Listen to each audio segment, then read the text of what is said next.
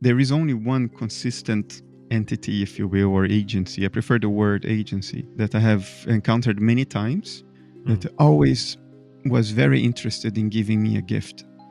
And that gift was not a thing, was a way of seeing, was a realization. And it's very difficult to get a human to achieve that realization. To do that, you have to undergo a benign form of deception, because what prevents you from seeing it is yourself. And once that happens, then you see the thing. And it starts as a spherical object with glowing lights. But if you can actually see it, it's not an object. It's thought, it's emotion, it's you and other, it's self and world, it's the panacea, the template, the pattern underlying everything. It is everything. No, even if you say it's a form of illusion. So there is a sense in which you could say everything is an illusion. But if it is so, it's as real an illusion as this. Welcome back to the transmission, my friends. What if this physical world that we see, that we experience with our senses, as all-encompassing as it is to our daily lives, is not the true reality? And to that prospect, I'd venture a guess that most of you are like, yeah, Michael, I've been given physical reality the side eye since I was rocking pull-ups, since the first time I ate applesauce. It's not a new idea to me. And I agree, but there's a big difference between ontological speculation and the scientific and academic consensus. And the latter really do seem to be coming around to this idea. And of course, there's a lot of nuance to what that means that I'm not exercising by making that statement. But regardless, it does beg a lot of questions. What's beneath that sensory illusion? Why do we experience the world in that way? What is lurking behind it? Are there other beings, other consciousnesses? Well, according to the brilliant Bernardo Kastrup, the bottom line is consciousness. This is what he is proposing with his philosophy. But again, many of you know this. And for those of you that do, one of the things I love about being able to talk to people like Bernardo repeatedly is that I slowly work up the courage to start dipping my questions in high weirdness. I start asking questions that maybe I wouldn't have asked the first or second time he was on the show. And as you may have gathered in that teaser just a minute ago, we do go off the beaten path. I do ask him some questions I doubt you've ever heard him answer before. But if you don't know Bernardo, he believes that consciousness is the bottom line, the ultimate underlying truth of reality. And if you want to know more, good, because not only will we unpack it in this mind meld, he's got a new book out aimed at explaining all of it in an approachable yet detailed way. It's called Analytic Idealism in a Nutshell. All the links that you're going to need for Bernardo Kastrup are in the description. Same for Third Eye Drops. And if you appreciate this content, my friends, all I ask is that you stimulate the algorithm in all ways. Like, sub, comment, share, tick the bell icon. And did you know that we've got hundreds of audio-only mind melds that will never be posted on YouTube, including a couple with Bernardo Kastrup. So do subscribe to Third Eye Drops wherever you listen. And if you personally want to go deeper, if you want to riff with me and hundreds of other seekers on this topic, on all of the esoteric curiosities we muse about on the channel, join up and support these transmissions at patreon.com/Third Eye Drops. We've got a patron-only Discord server, a book club. We do Zoom hangs. You can get stickers, pins, shirts, and more, all on Patreon. I do hope to wrap with you there. But for now, let's meld minds with Bernardo Kastrup. The major implication of what you're proposing with your philosophy is that everything we see, everything in the physical world, as unintuitive as this may be, and hard as it may be to accept for a lot of people, is essentially an evolutionarily convenient illusion, or as you like to say, like an instrument cluster. And downstream of that, that means that everything we've done with science, everything we've done with physical reality to try to understand the nature of that reality better is akin to nothing more than playing with dials on that dashboard, or playing with pixels in the simulation, if you want to call it that. Yeah, but that's a lot. Huh? That's it is a lot, useful. yes. It's very important. If all we have is the dashboard and no transparent windows, we better study the dynamics of the different dials in the dashboard and understand how they work, because by proxy, that's indirectly how the world works. So it is useful. For sure, for sure. And so in your new book and across the corpus of your work and hundreds or thousands of interviews and debates that you've done over the course of your philosophical career, you've really had to support that idea and not just support the idea, but show why you think that all the evidence is pointing to that. And that's the most, not only the evidence is pointing there, but that's the most parsimonious, most obvious, most simple explanation. Why is that? It is. Think of an airplane. And an airplane has sensors. The measurements of those sensors are presented to the pilot, not as the states of the sky that were measured really are, but in a way that is convenient for the pilot, in the form of a little dial on a dashboard or some form of indication, because it's much easier to react to threats and opportunities that way. Why would we be different? We also have sensors, retinas, tongue, nose, outer surface of the skin, eardrums. We also make measurements of the real states of the world as the world actually is. Why would these measurements be presented to us exactly in the way the world is? It makes no sense. We would be, as Donald Hoffman has proven mathematically with his team, we would be swiftly driven to evolution if you saw the world as it actually is. Evolution is not about truth; it's about fitness. It's about survival. Right. It's about reproduction, and also thermodynamically.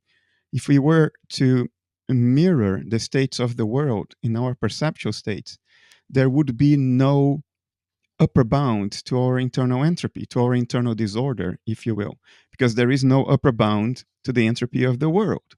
So if we were to mirror the world in our internal perceptual states, we would stand a chance of dying, and that has never happened.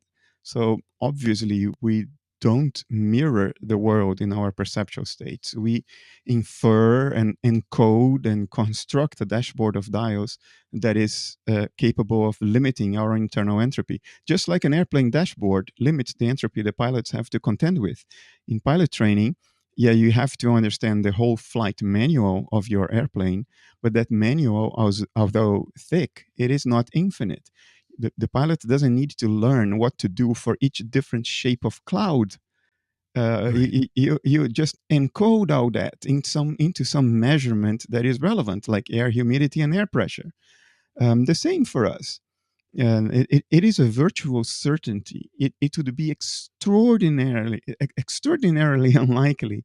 It is extraordinarily unlikely that we see the world as it actually is. Why would we? I mean, we have absolutely no reason to think that, and every single possible reason to think otherwise. Right. And as you've stated and Don Hoffman has argued quite eloquently, I would argue just to put a highlight on this point, not only do we not see reality as it is, if we did, we would not survive. We would be completely overwhelmed by superfluous information that we don't need, that's irrelevant to our ability to exist and survive and reproduce and get food and whatever else. Yep. It and that point alone brings up so much more, but please illustrate that further if you feel the need. No, I think we've beaten that horse to death by now. If somebody thinks that we do see the world as it is, this is a position called naive realism. If Yeah. you think that, the burden is on you to explain why you think that, and God help you trying to do that. Yeah. Yeah, and that's one of the things that you say at the end of your new book is that although it takes a long time to change people's minds and change their assumptions about reality being reduced to these physical bits, one thing you have seen pretty irrefutably is that there are fewer people who are really comfortable defending that position, like defending the sort of direct realism stance or defending hardcore physicalism, right? But there are some people who still defend some form of physical realism. meaning that physical entities really exist in and of themselves, independent of measurement or observation. 50 years of physics points in the opposite direction, that physical properties are the result of measurement, not the thing that is measured. It's just like the dashboard. Dashboard indications are the result of a measurement, not the thing that is measured. If you don't measure anything, the dashboard shows nothing. If we don't measure the world, there is no physical world. The true world that is measured, it's not physical in the sense of not being describable through physical quantities alone. So what's the only other game in Intel where it's made of mental states, which are qualitative states and cannot be described through numbers alone? I mean, what is the length in inches of your thought? Right. What is the energy in joules of your fantasy? I mean, it doesn't work like that. Um,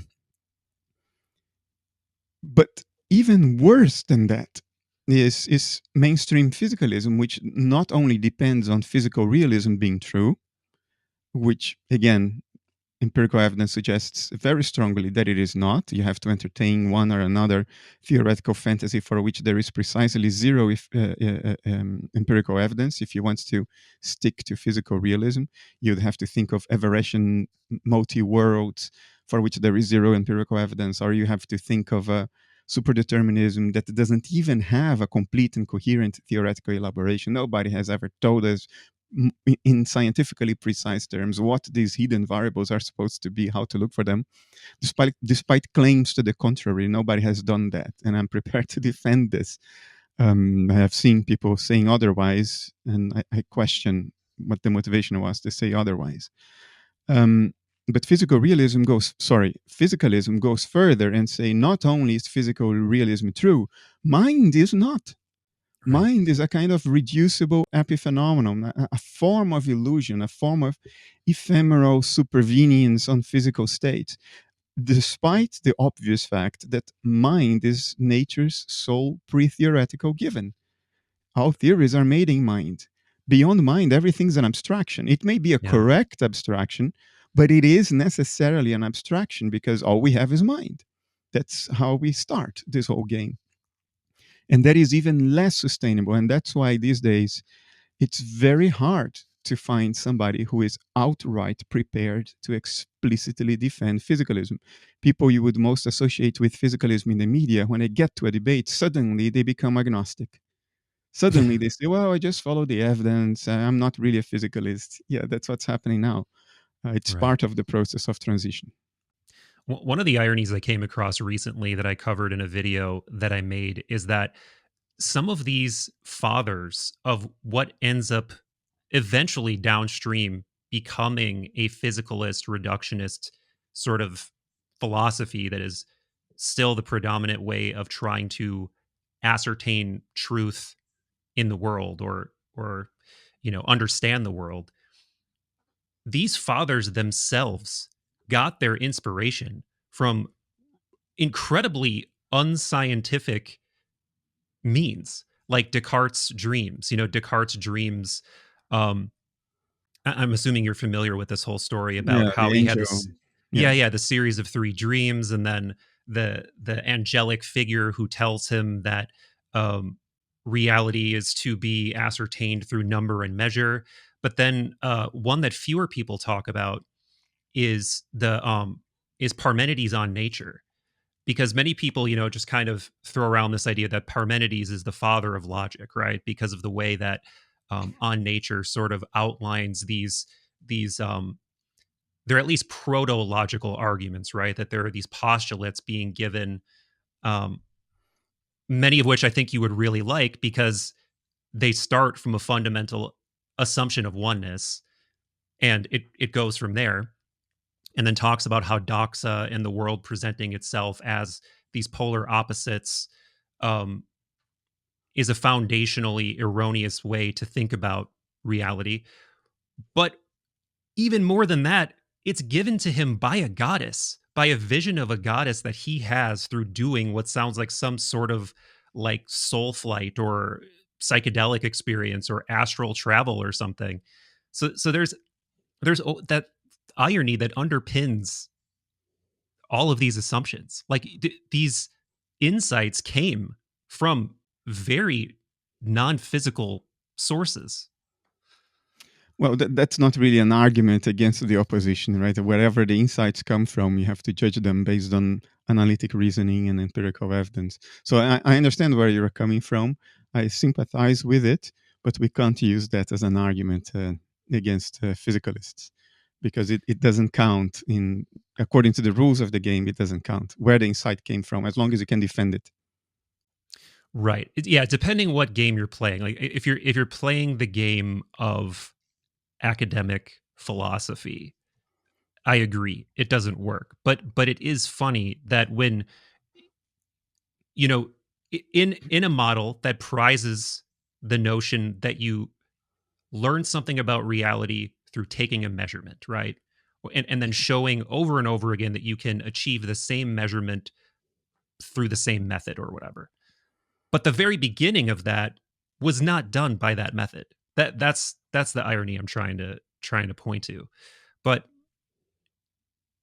this one of the next things that this implies, of course, is that okay, the question everybody's going to have then, if we don't ascertain reality through our senses or even through the scientific method, how do we?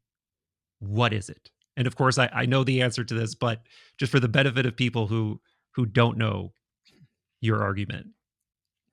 Well, objectively speaking, I think the scientific method is still an incredibly powerful method to learn about reality. It is not direct; it is indirect because it's mediated by perception, and perception is a dashboard. But indirectly, it does what it claims to do. Through the mediation of the dashboard, it does describe the actual real world, and it is the most solid method and most objective method we have developed so far. We got rid of so much error, so much nonsense since we started insisting on the rigor of the scientific method.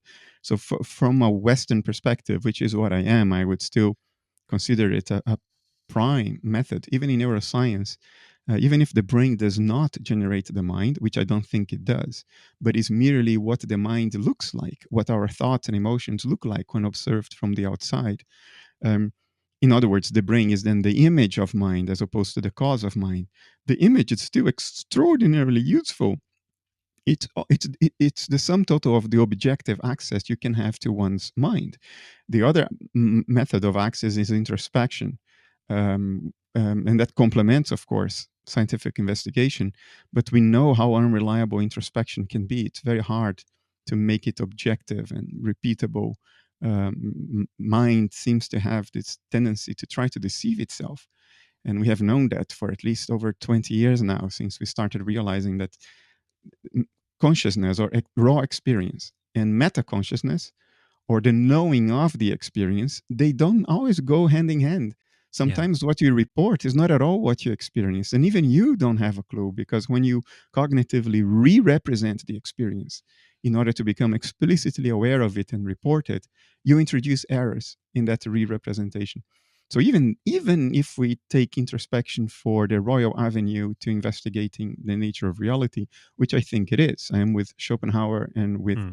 Eastern philosophy in this regard, I still think complementing it with the scientific method through objective measurement and theorizing is crucial.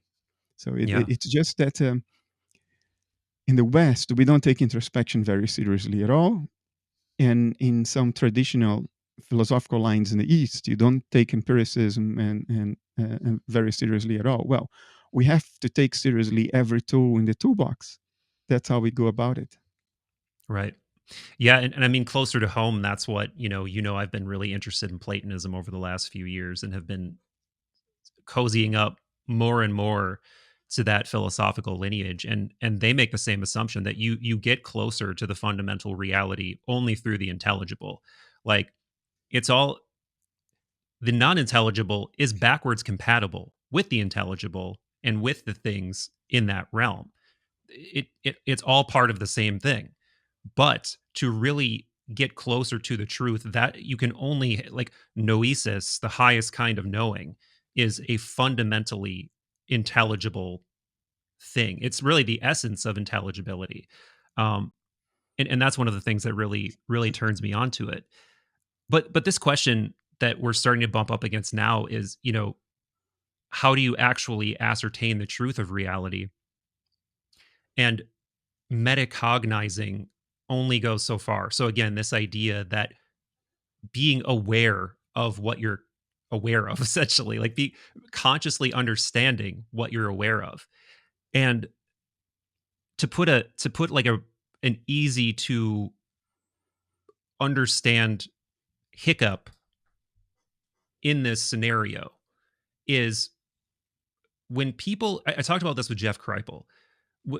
When people are exploring consciousness and they are presented with an image, this could be an image in a dream, in a psychedelic state, in a meditative state, in a near death experience. These are arguably deeper states of pure consciousness than what we are in on a daily basis. But when you're presented with an image in those experiences, what do you do with that? How do you weigh the image in terms of importance? Like, how do you even ontologically think of the image? How do you understand where the image is coming from? And this presents all sorts of problems for this thing that we're talking about here, which is that, okay, so maybe consciousness exploration is the royal road to getting closer to truth, but also as you get closer to that truth, the ways of ascertaining knowledge become foggier and more ephemeral and harder to understand. And I would imagine that this is something you've thought about, right? Like, how do you make sense of an image that you're presented with? Do you take the image seriously? Do you take it as a sort of like Jungian angle, like it's a representation of something that's real, but it's not the thing in and of itself? I think when the mind talks to itself, the only language it can speak is the language of symbols. So Hmm. I would take endogenous imagery symbolically, because that's how the mind works. Our mind is a series of layers of different degrees of sophistication and different approaches to cognition that have evolved over the 4 billion years of evolution of life on earth. And the deeper layers are phylogenetically very ancient, and in that sense they're closer to the root of reality, but they don't have the higher level mental functions that you require to speak literally. Hmm. That's a much later evolved thing. It's even it popped within culture. Even we were already Homo sapiens for over 200,000 years before we evolved these new higher level mental functions that allow us to describe things literally and to think in terms of the axioms of logic and rules of derivation. In other words, to reason. This is all more recent. So when the deeper layers of the mind want to talk to the more superficial, more recent, younger layers of the mind, the only language it can speak is that of symbols, which is the Urtal, the primordial language of the mind before we evolved symbolic thinking, reasoning, and all that. So my first reflex would be whatever emerges within my mind endogenously in the midst of introspection. My first reflex is to think, this is my mind talking to myself through symbolisms. So I would not Hmm. take it literally, and I would not take it to be an external objective truth out there. To ascertain the latter, you would have to have, and this has never been achieved under controlled conditions, but you'd have to have multiple, say, meditators report mutually consistent and non-trivial inner imagery. Only then would you be able to say, well, there is something objective to this. Jung was open to this possibility, so am I, because both he and I, we think everything is mentation. So the archetypes that inform how our mind works are the same archetypes that inform how everybody else's minds work, as well as the world at large, because that too is an appearance of the collective unconscious. It's how the collective unconscious presents itself to external observation mediated by the senses. So you could go that far and say there are shared objective archetypes. Hmm. And that's why there are these similarities and these consistencies, but it's still symbolic. because archetypes only manifest symbolically. They are Right. an expression of the primordial mind that only speaks the language of symbols, the language of similarities. Um, to go beyond even that and say, okay, now we are perceiving imagery that is itself objective. It's not only symbolic, but it is what it seems to be. That I don't know whether it's possible at all. I reserve judgment on that. I have never seen compelling evidence pointing in that direction, and I'm sure you're Yeah. going to tell me now just one such. well, actually, I was going to agree because what ends up happening is I think as you go deeper into these realms of consciousness, you innately must disassociate from yourself more. And as you disassociate from yourself more, your ability to think from a first person egoic perspective fades. And I mentioned briefly that I just did a retreat at Monroe Institute. And this is something that happened to me in almost every meditation. And my thought about this evolved over the course of it. I initially during these meditations would think, "Oh, I'm falling asleep. I'm falling asleep." And then they started throwing around this phrase of clicking out that you would in these meditations you would sort of click out. And to me, again, I thought, "No, what do you mean?" I'm just like, "I'm falling asleep during the meditation." But as the week went on, I started thinking, actually, what I think might be happening is I am becoming so disassociated from myself that I sort of experience lost time during the meditation. Because as you come back to yourself, you have a foggy, it's almost like coming out of anesthesia or something where you have this foggy sense. Wait, no, what was I just doing? Or where was I? But you can't remember because it's like it wasn't from whatever was happening was not from the perspective that you normally think about yourself and metacognize. It's like another mode of reality that's more basic, yet it's extremely slippery to try to bring back into your usual POV. So that's one of the really difficult things is how do you stretch your metacognitive horizon, right? Like, or is that even possible? Do you think it is possible to do that? It's certainly possible to stretch your metacognitive horizon. That's much of what we call the game of life requires True, that. true. But what I also think is that there are realms in mental space, rooms in the palace of your mind that you cannot bring metacognitive awareness to, because there is a certain glare to metacognitive awareness or attention, that when you focus on a certain experience and you re-represent it metacognitively, so you think about the experience, so you think about your thoughts, and you deliberate critically about what it is that you're experiencing, you can think of that as a kind of a feedback loop back and forth between representation and re-representation of mental contents that creates a glare and obfuscates everything else. So there are corners in the palace of mind that, for as long as your meta consciousness or cognitive awareness is alive and kicking, and you just don't see them. They become obfuscated. You cannot pick them up. They become overwhelmed by the light of metacognition. It's like trying to see the stars in the sky at noon in a day Right. in a day with good weather. It's the glare of the sun just obfuscates everything else. The stars are still there. They're photons. The photons they emitted are still hitting your retina. Technically, you are still seeing them, but you cannot discern them because of the glare of the sun. The same thing with many, many corners in the palace of mind. For as long as the light of the sun, the light of meta awareness is full on, it's hopeless to pick them out. You have to allow what neuroscientists call the default mode network, which is this metacognitive sense of self. I am this person who is experiencing this and this right now. You have to start weakening that and turning that off, which is what psychedelics do, in order to suddenly adjust your vision so you can perceive the overwhelming wealth of mental activity that your mind is capable of.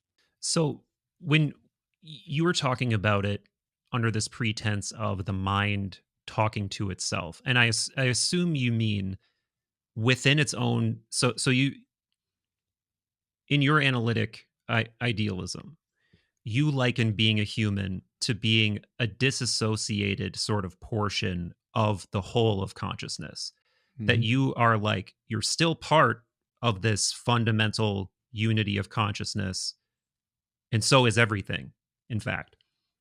But you create this disassociative sort of umwelt that's just yours. And it's comprised of that same oneness, but it's sort of in its own little cut off protected bubble. Yeah, we didn't do that ourselves. It's part of the evolution of life. Life is what Right. this dissociation looks like. But go ahead. I understand you. So so I'm guessing it follows for you then that, well, you even said that it's the mind talking to itself. Is this within the dissociative bubble, the self talk, or can the talk occur across the border of your disassociated boundary? I think most of our inner chatter is within the dissociated bubble. Of course, dissociation is hierarchical. So there are partial Mm, dissociations within that bubble as well. We know that from both philosophy of mind, clinical psychology, and neuroscience. Um, so most of it, I think, is within the bubble. I do think, though, that if life is what a dissociative process in this field of subjectivity that nature is, if that's mhm, what life is then the active enforcement of the dissociative boundary. That's what we evolved to do. The ones amongst our ancestors who didn't care about maintaining the dissociation, in other words, didn't care about surviving, um, they didn't reproduce. So we are the ancestors of the ones sorry, right. we are the descendants of the ones who really cared, who really identified with the dissociation. That's why we are so neurotic. And arguably, every living being is neurotic because they think they are them and not the rest of the world. That's how evolution would have done it, right? It's Yeah. very understandable. It couldn't have happened in any other way. But I am open to the reality that no process in nature is absolutely foolproof and perfect, and neither is dissociation. I mean, when something burns, not everything that is combustible will burn. When it stops raining, the ground doesn't get dry immediately or completely.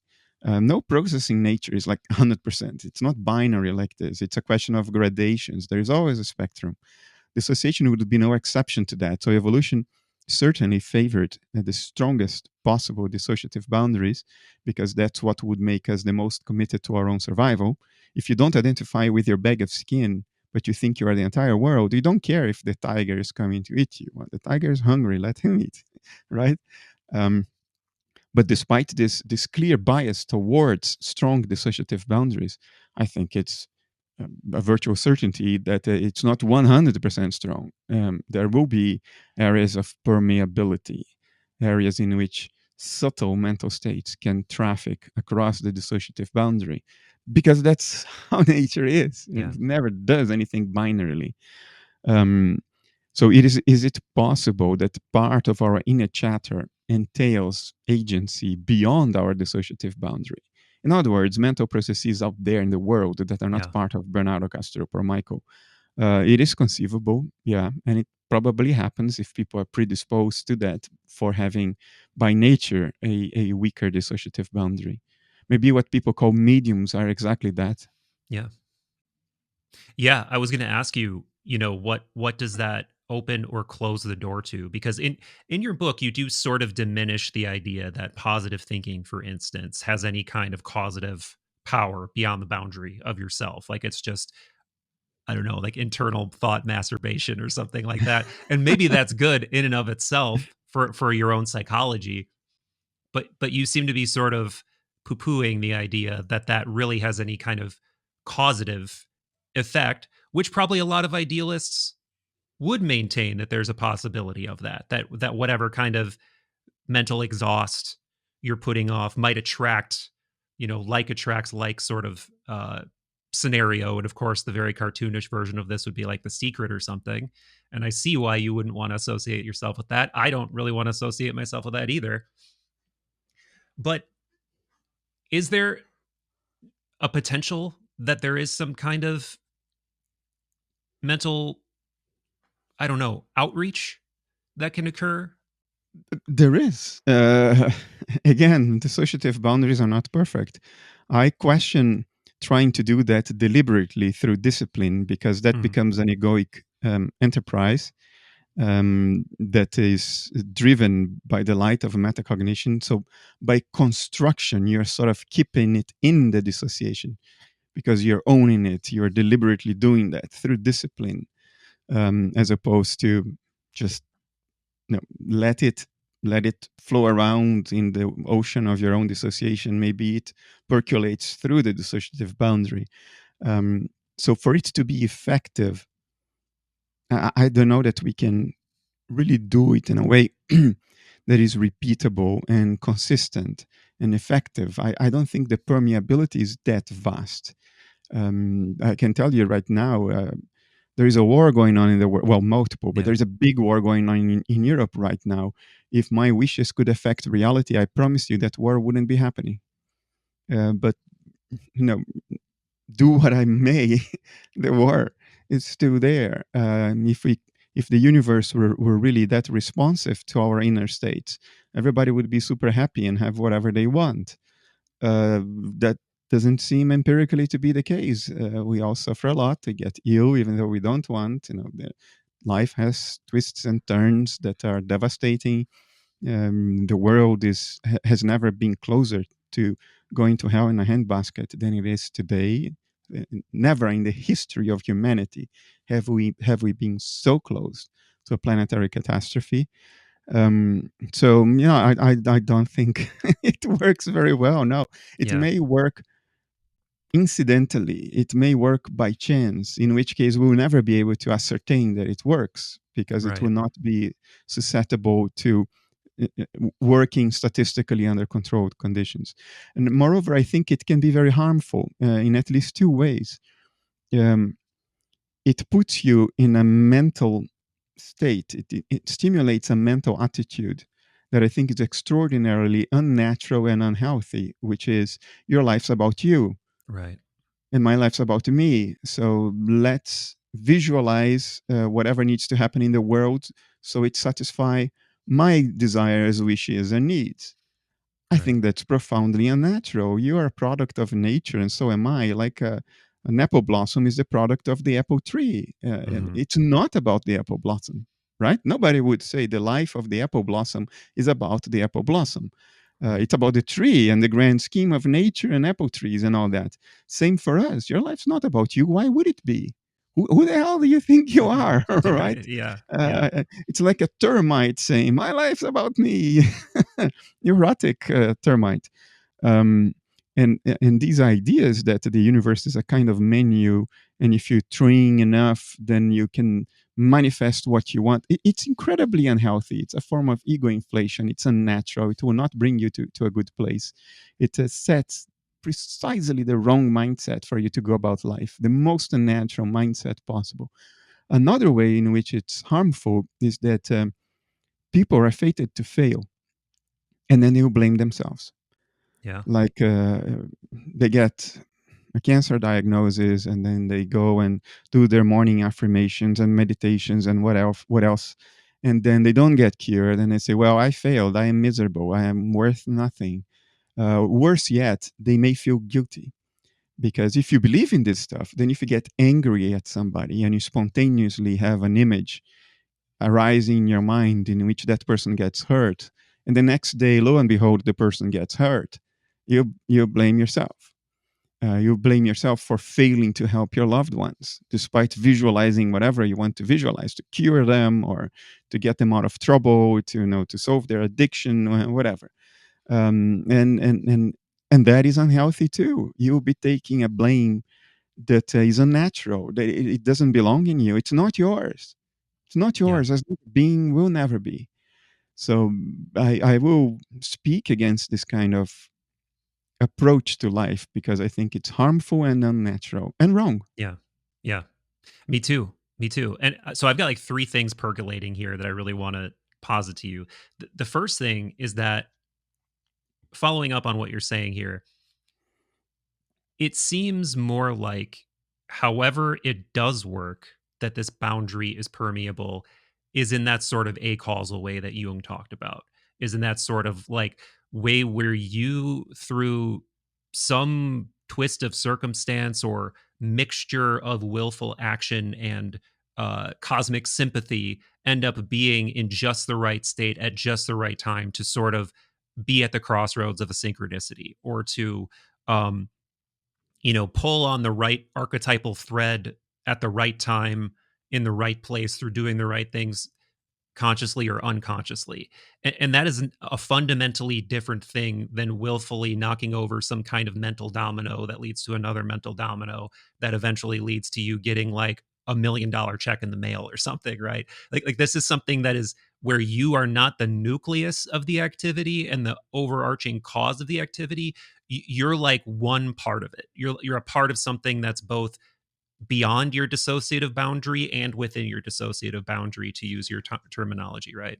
I think it's even worse than that. Okay. We think that our egoic plans and wishes are our true plans and wishes. They aren't. There is much more to ourselves as individuals than Yeah. what you think you want. What you really want is often inaccessible to people. They will repress it, they will reject it, they will ignore it, because usually it's not something they want to deal with. What they really want, that feeling, that desire, is not something they want to deal with, because it doesn't fit with the social recipes. Get an education, work hard, Mm-hmm. build a house with a white picket fence and a dog and a wife, have 3 kids, and then retire to play golf. Well, what most people really want has little to do with this. Um, so there we have an internal dichotomy, maybe a multichotomy, um, in which what we tell ourselves we want is not what is really wished for in the core of our being. You can visualize a human being as a tree. We grow out of nature like a tree. And there are parts of us that are still very closely connected to nature, because that's the ground of our being. That's like the roots of the tree. Mm-hmm. And the parts that evolve later, phylogenetically, you can imagine it as a tree growing, get further and further and further away from our point of contact with the world, which is the root. The intellect is like the canopy. It's very high up. Think of the tree as your feet, and your intellect is very high up in your head. Sure. It's the farthest away from the point of contact between you and the world. So if there is commerce of mental states across the dissociative boundary, if there is a diffusion of mental states in and out, where will it happen mostly? Well, it will be the mental states of the root system, right? Because that's where you're connected to the rest of nature. Psychologically, those would be primordial emotions and intuitions, things that are not our real plans.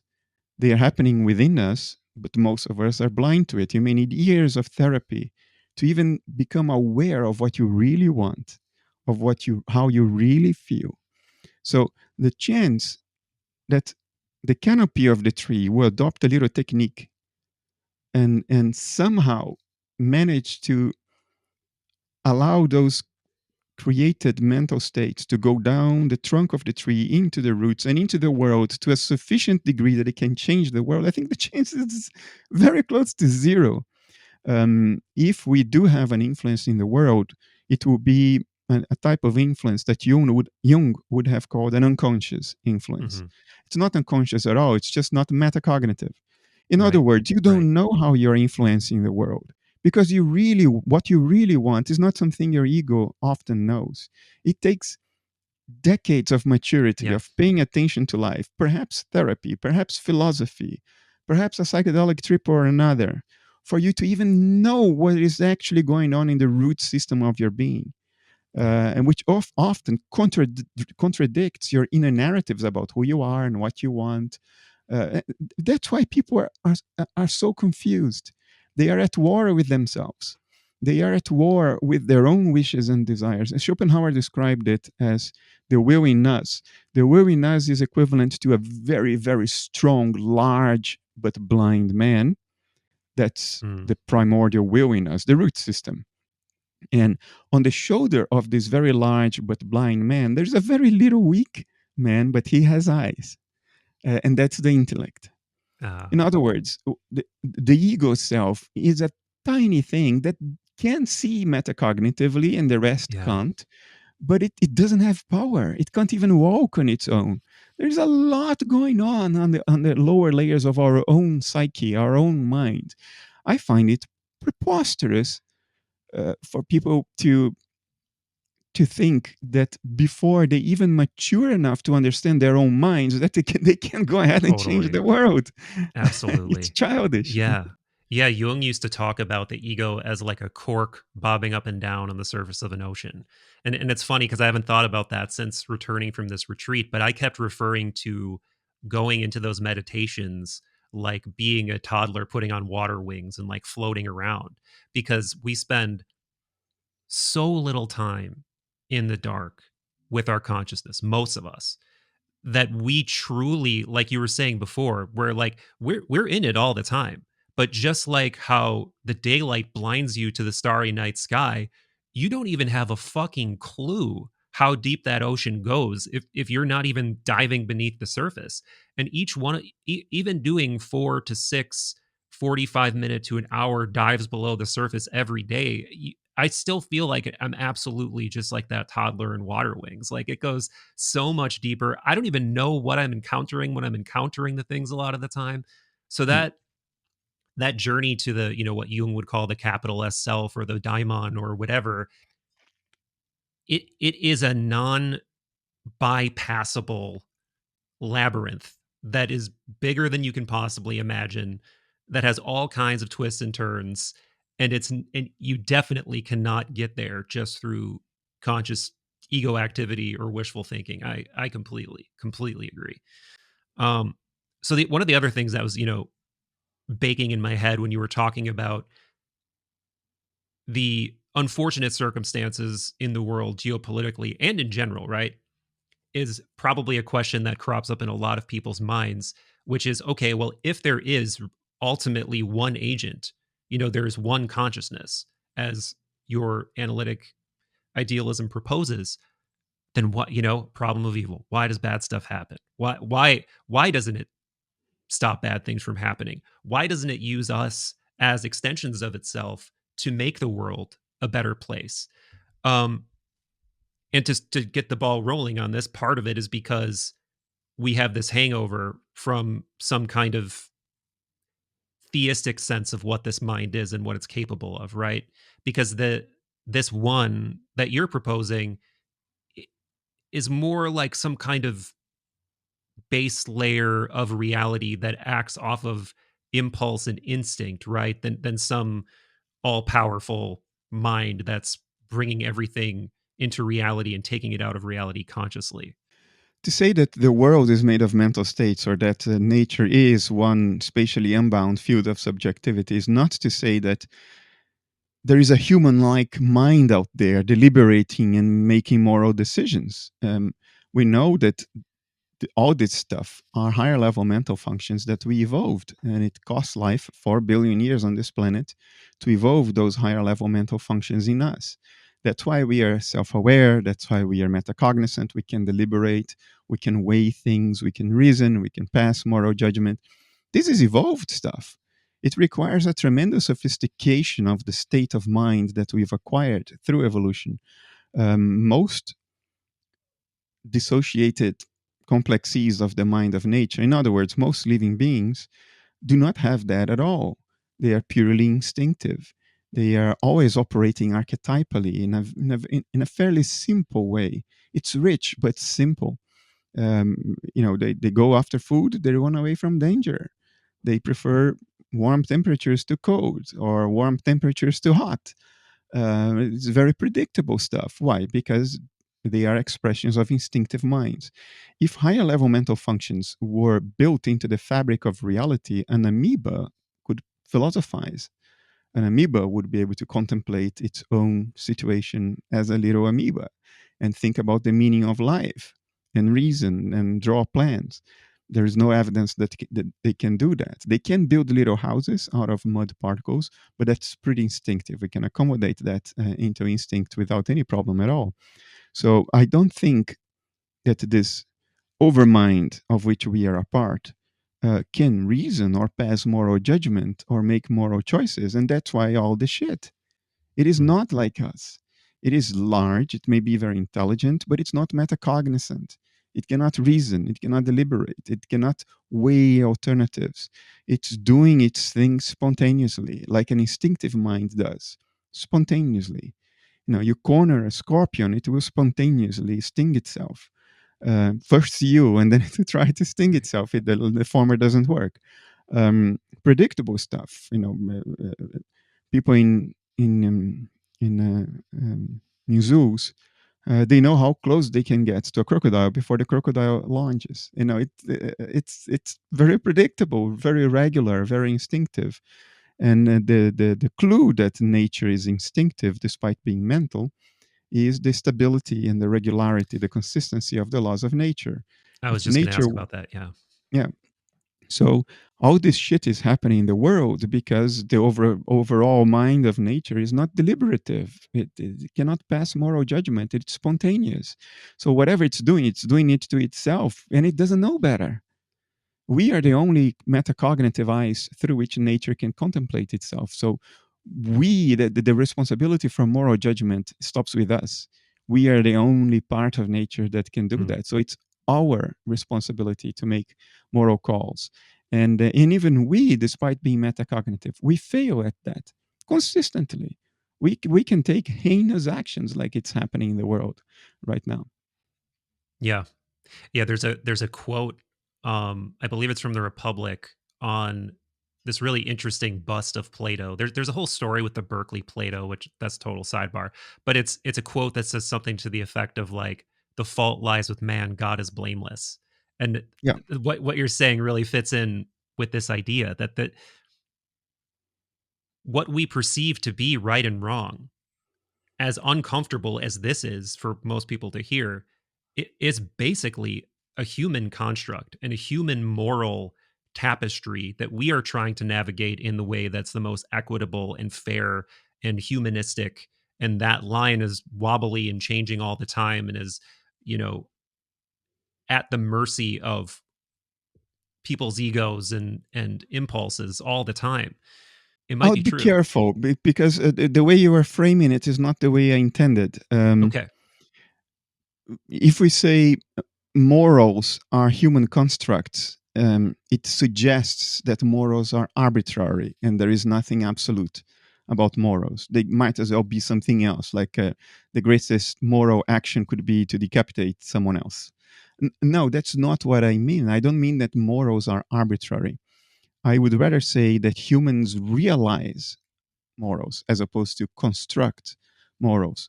We are the ones that have the cognitive means to understand what the consequences and implications are of certain actions as far as the suffering of other living beings.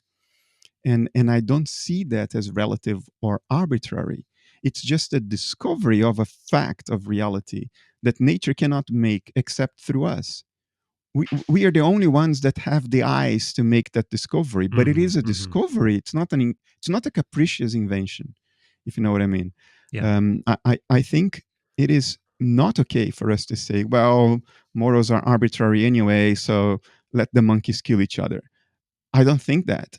I think if the mind of nature did have metacognitive eyes as a whole, as opposed to only through us, it would stop torturing itself, and I think it would much prefer that. But it doesn't know that. It can't see it. It doesn't have the mental functions required to make that realization. We have. We Yeah. can realize it as opposed to construct it. We can pass the moral judgment that nature would pass if it could, but it can't. So it's us who have to pass that. And even then we fail. So I'm not defending some form of moral relativism in which Right, right, right. anything is equally, morally justifiable as anything else. No, I don't believe that. I actually, I would go firmly against that. I would say these are discoveries. These are realizations that we can make, and nature at Yeah. large can't. And once we understand that, now the moral buck stops with us because we can do it. We have the responsibility to do it right. Yeah, no, I don't get me wrong, I like that much better than the alternative. Um, but I can see how some people may think that these things only come into being as an epiphenomenon of human activity and are relative to the human position. But believe me, I like that much better. It resonates much better with the Platonist in me as well, that these are, that there really are like these something akin to an, I don't know, an absolute form of things that can be instantiated with higher resolution in the world or not, and that it's our Yeah. responsibility as the beings in this world to try to do that. Look, if it is Yeah. the same subject looking out from your eyes and from my eyes, and the same subject that looks out from the quote eyes of nature, because that's what analytic idealism implies. It's the Mm, same core subjectivity, experiencing everything mm, from all perspectives that exist. If that is the case, then one person living a lifetime of suffering is one universe of suffering. So even though the person is small in relation to the physical universe, the universe for that person exists only from that person's perspective. And if that person suffers all life, then it's a whole universe of suffering. So I wouldn't take that lightly.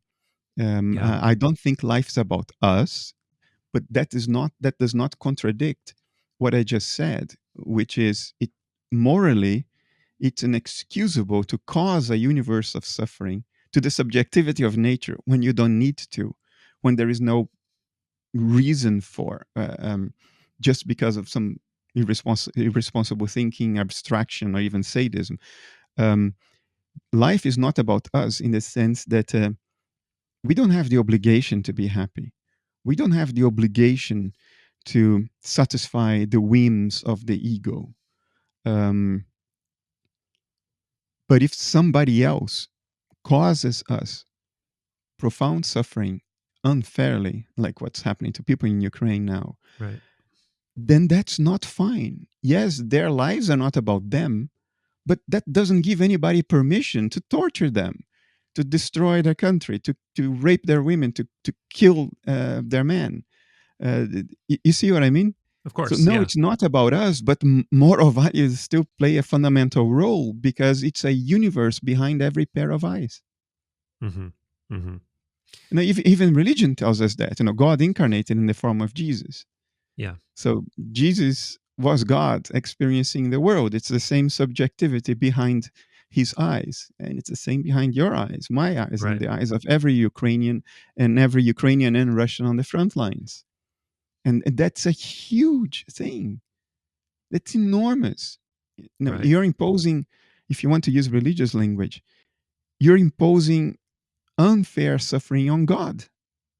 Yes, Very it's well God put. doing Yeah. that to itself, but still, if we are the means through which God can realize what it's doing to itself and stop it, then we carry that responsibility. Yeah. That, and as an offshoot of that point, that really points to why there doesn't need to be some equal or almost equal dark force trying to drag down, the light force, the God force. It's capable of doing it, that to itself, through dissociating, through becoming so ensconced in the individual illusion that it begins to harm the whole, or that it begins to harm other aspects of the whole. And Plotinus said something very similar, that essentially, you know the product, like the individual, is essentially an emanation off of the one that accreted all of this stuff until it became enamored with its own reflection. And there is no sin or evil necessarily, but as you continue to become more obsessed with the physical world and the physical self and the ego, you become more capable of doing harm to the collective through that obsession and disassociation, and ultimately doing harm to yourself because you're orphaning yourself further and further from the source and from understanding what you really are, which is like, there is nothing worse for a philosopher, right? Or someone who's trying to attain knowledge, is you're actually distancing yourself from the ultimate truth by becoming more and more obsessed with the worldly and more obsessed with the physical self. um I do the third thing, and we've gotten kind of far away from it now, but there were more questions I had, and plus this is fertile territory for another subject that you and I are fascinated by. Returning to that subject of what are we capable of with our consciousness in terms of reaching out, and what is it possible to reach out to and communicate with via that latent capability that we seem to have. Um, so wrapped up in this is still there's still questions about like what is within that disassociated boundary and what is outside of it, or what is a product of your own personal psyche versus the collective. But how do you view things like, for instance, like a DMT entity or something that appears to be autonomous, whole ecosystems that appear to be like freestanding, hyperdimensional, very, very unlike our everyday reality? Do you take seriously the idea that these really could be freestanding, predominantly like mental ecosystems? Or do you think this is probably within the dissociated boundary, the individual psyche? I think it is conceivable that there are freestanding mental realms that we don't pick out under no ordinary circumstances because they don't have a bearing on our ability to survive and reproduce. So we didn't evolve cognitively to pick out those realms in mental Yeah. space. So to say it's useless for us, it would only cognitively overload us. So it is conceivable that there are mental ecosystems beyond our dissociative boundaries where there are semi-autonomous or maybe autonomous complexes, mental complexes, also partly dissociated themselves, and where they live out their experience. That is conceivable. I would be very cautious, though, of any psychonaut coming back and saying, Right. making that affirmation as a fact. I think for us to be able to say that, we would need to have, a study under controlled conditions, many volunteers, a lot of prior training, which would be required for anybody to even have a hope to steer their psychedelic experience in a given direction, which for me was impossible. I never managed to do that when I used psychedelics until several years ago. I did that for a period of 2 years as a kind of research exercise. I never could steer it. It chose Yeah. what I would experience, never the other way around. So if it is to be possible at all to make a evidence-based inference that there are such realms, we would have to find ways to steer psychedelic trips, which right now we haven't. So I would be very cautious against these claims for the time Yeah. being, even though I think it is conceivable. There is nothing a priori impossible about it under analytic idealism. Yeah. Yeah. Talk about stretching your metacognitive horizon. That's a big stretch. That's like some advanced yoga for sure. Trying to bring back anything approaching coherent that is so alien to the way that you typically view reality and associate with reality. Yet you're just left with this indelible, just lifelong imprint that the mystery is real. It's out there. You can experience it. It absolutely can overwhelm you. And beyond that, I agree. You have to use a lot of caution as to what it is, what it isn't, what it wants, what it really consists of, how it presents itself even. And to put more resolution in what I was saying that I was talking about with Jeff Kripal is, he, as is deeply obsessed with all of the frontiers of consciousness and takes them very seriously. But he also, like you and like me, is very cautious about placing too much weight on the image as it's presented or remembered by the experiencer, because that image, like, we don't even understand what it is. We understand it can be colored by psychology, by culture, by uh whatever bias and predispositions that we have. And that leads to all kinds of really other really interesting questions as to like, why that image? What is presenting the image? Why does it show up in that way?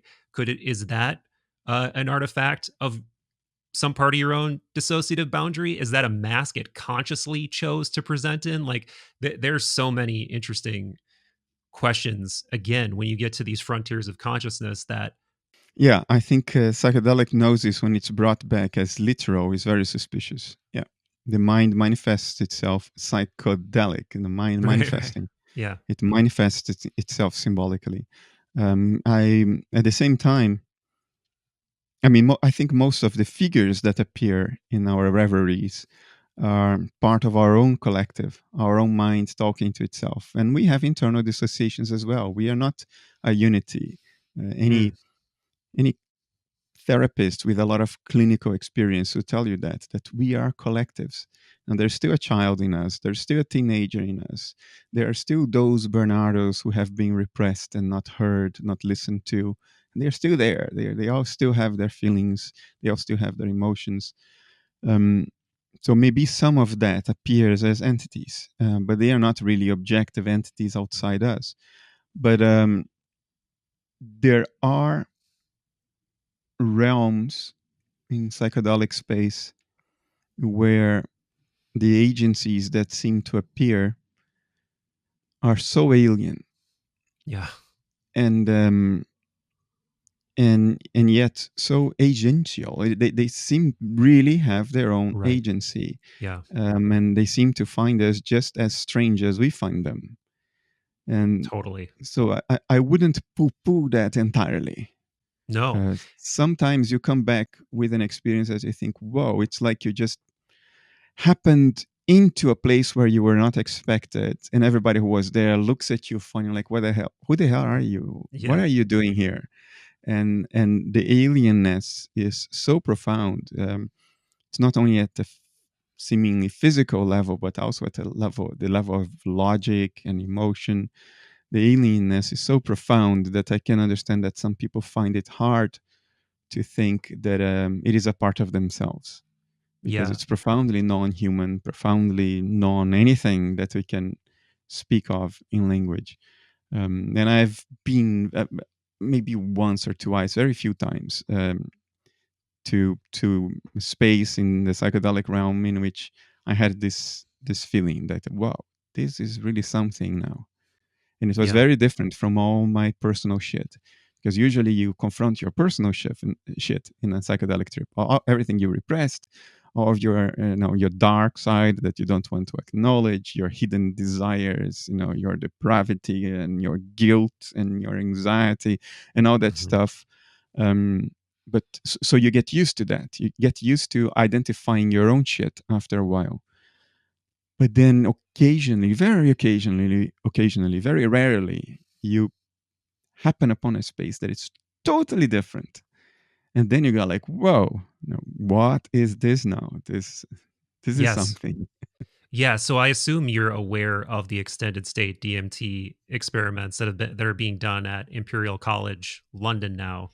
And I have one of my friends actually, Alexander Biner, was a participant in that pilot study. And I mean, this is a guy with a lot of experience in altered states, but very considerable philosophical grounding. Were you ever on the channel Rebel Wisdom? Yes, Uh, I've talked to him once or Yeah, twice, yeah. twice, I Okay. think. So you know him. Yeah. And I mean, he is pretty convinced after being, I don't want to put words in his mouth, but after a few, um, many conversations with him and a few of them recorded, it's pretty difficult for him to swallow that it's not like that you're not entering a freestanding ecosystem. I mean, just like you said, it's almost like, and the way he talks about it, it's like going into a rainforest or something. Some stuff is interested in you and wants to run around you and be like, hey, look at this. Some stuff doesn't give a shit. Some stuff is not particularly friendly, but it's feels incredibly vast and teeming with life. And he told me that they've now either done a study or are going to do a study that's aimed at what we're talking about, trying to put multiple people in the state at the same time and see if there's agreements or replicability on what's being seen when. And I'm just so eager to hear the results of that because there's just so many anecdotal cases of people being in psychedelic states together having what seems like some kind of boundary breaking mental connection. Um, Yeah, for me, this happened really maybe twice, probably only once. Most of my psychedelic journeys were either about the hidden parts of me mhm. or about the whole. So Yeah. not any particular ecosystem, but the whole, the cosmic itch that drives the endogenous excitations of mind at large, the unasked questions that drive the universe forward. Um, there is only one consistent entity, if you will, or agency. I prefer the word agency that I have encountered many times, and I can't tell you whether it's me or not.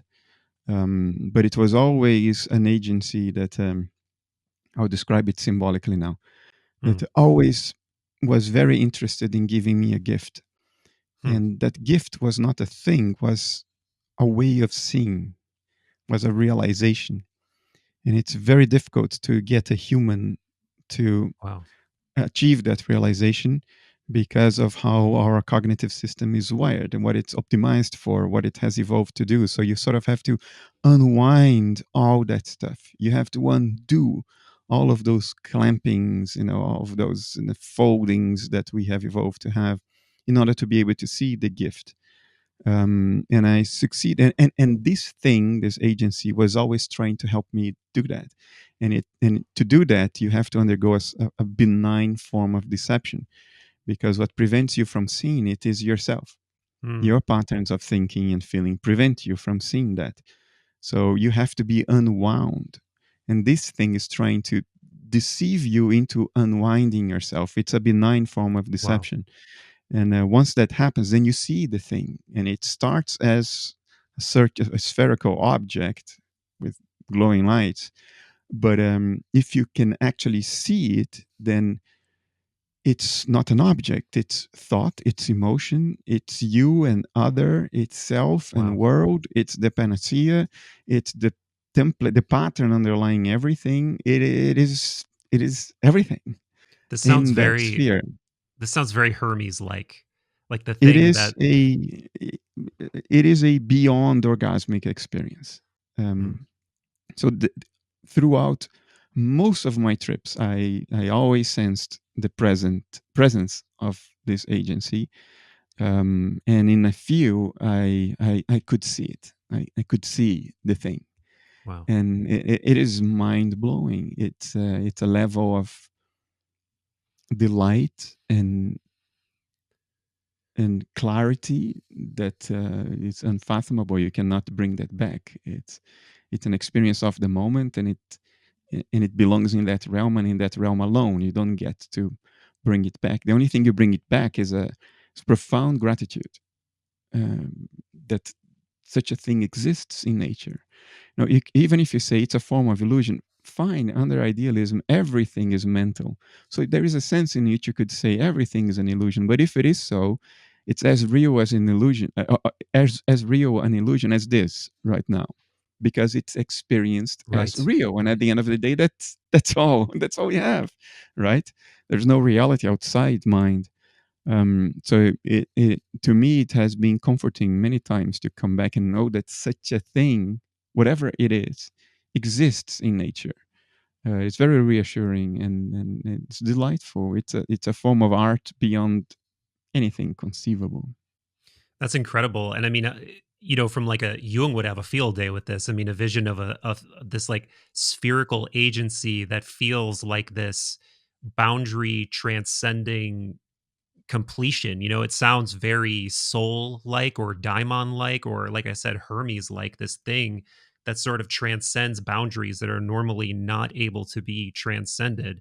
But it's like beyond whatever that personal dissociative boundary is, but it's also within it at the same time. And you normally do not have the ability to wrap your mind around that in any way, or even witness it in any way.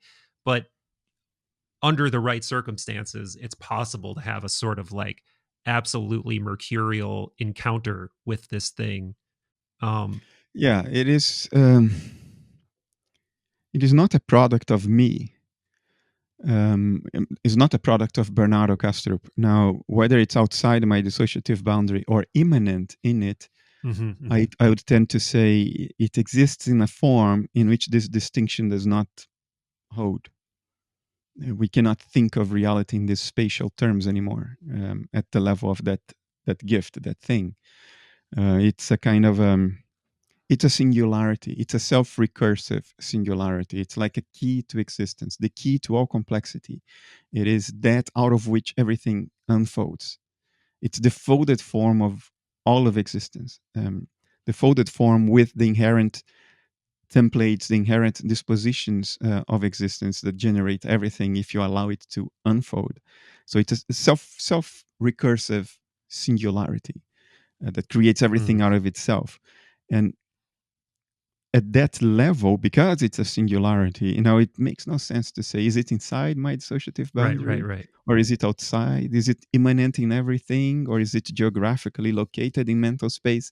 All of this stuff collapses. So that's why I never wrote about it. It's impossible to write Right. about it.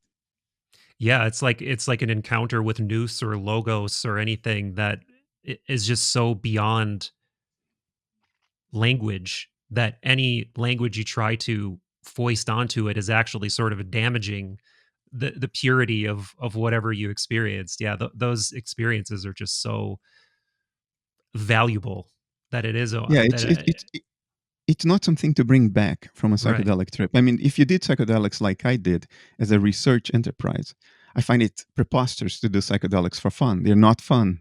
They're very Right. hard. Yeah. So you do it as a kind of, study. Um, um, so there is a lot in my trips that I had this sense, this is fish I can bring back to the tribe, like McKenna used to Yeah. say, stuff that you can bring back. But the gift was never that. It doesn't have that ethos of being part of your curriculum. It's grace. Every now and Yeah. then you're granted grace for the sake of it. It Yeah. doesn't have Yeah. Yeah. the higher purpose of you writing about it or how it's going to change your life. No, it's just grace. That's all. Right. There's It's a nothing new more to it. it's a numinous gift. Yeah. A numinous gift. Yeah, I love that.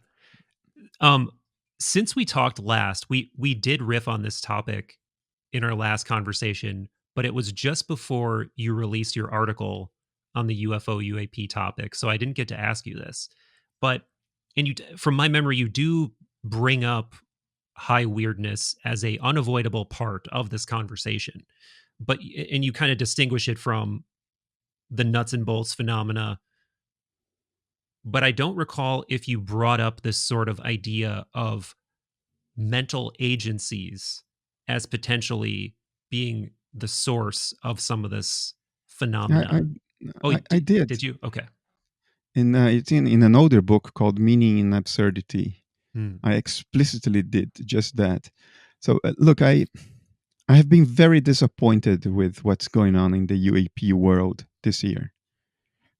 Disappointed to the point of disgust, of just closing certain accounts that were, well, I don't want to talk about it. I'll leave it at that. Okay. I'm disappointed to the point of disgust. So if I were to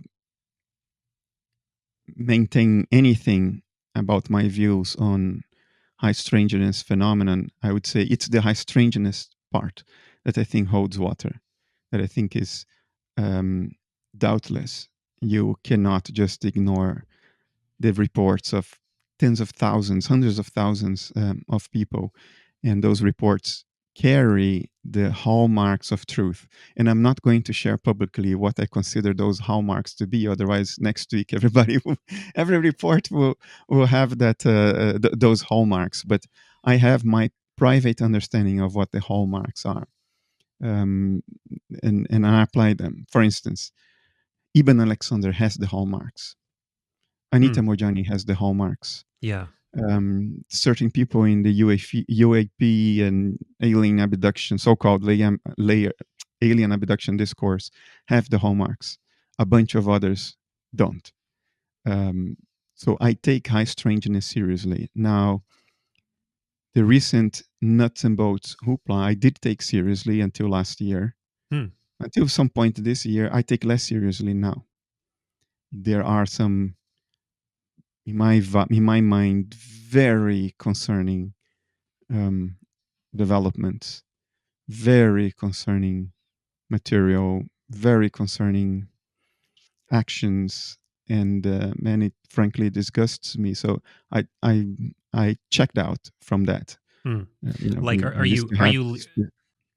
Sorry, just to clarify, are you leaning more toward that feeling, like, for lack of a better term, a psyop or something that's being co-opted for propaganda purposes, or an mm, agenda beyond the truth, or what is disgusting you well, specifically? well, I wouldn't go religious about it. I don't think it's appropriate, but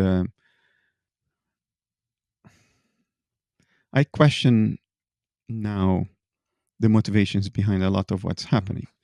And if I have to give you a word, I would give you the word misinformation. Mm-hmm. So right now, as far as the nuts and bolts part of the thing is concerned, I don't know what to think, Yeah. and I realized that I cannot know what to think, Right. and so I dropped that ball. I don't want to be part of that.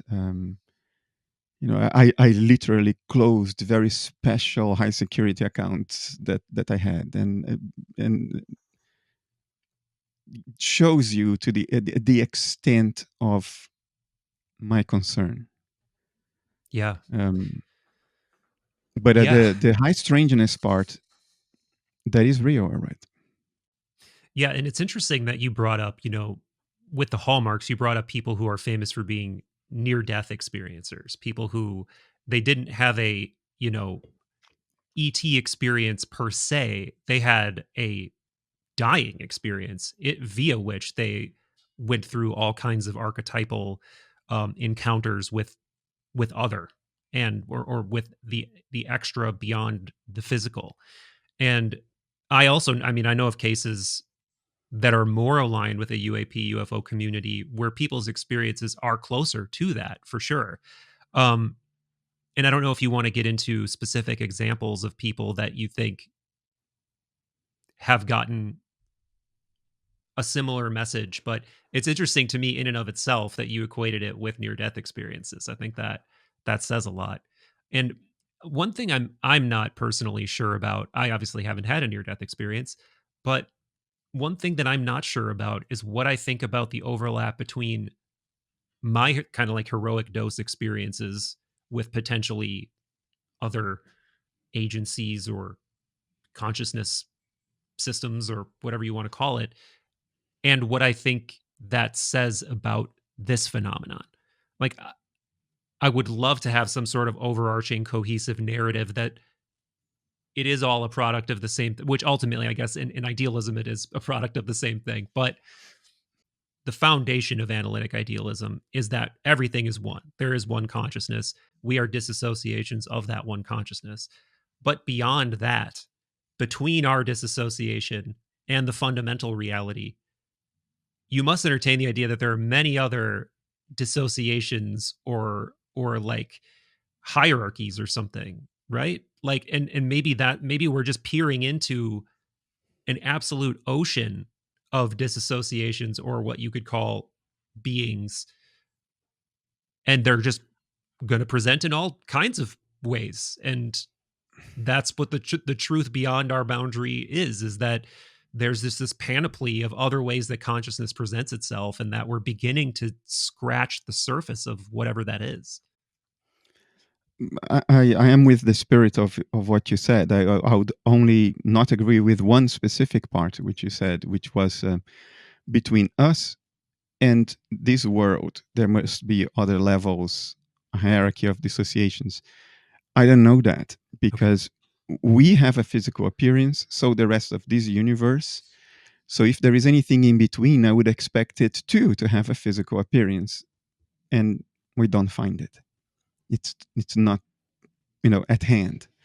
But it is entirely conceivable that this universe is just one segment of mind at large, and it's the segment in which we exist, and then there are parallel universes, not Everettian parallel universes. I think that's bullshit, because the motivation to postulate that is nonsensical. It lacks all empirical grounding. It's a theoretical fantasy. Now, the, even though Everettian multiverses, I think, is ungrounded and therefore should be discarded, that doesn't mean that all the entire notion of parallel universes in general, not parallel universes that arise because both possibilities of a measurement are actually Right, true in right, a right. different parallel universe. No, I'm not talking about exploding gazillions of parallel universes that Yeah, pop into existence out of nothing every time two quantum systems interact. That's not what I'm talking about. I'm not talking about mushrooming parallel physical universes. I'm talking about parallel universes that may exist at all times. We don't have the power to create or destroy them by an observation, and they will not look physical to us because other rules apply, maybe even other rules of logic, because logic is axiomatic, right?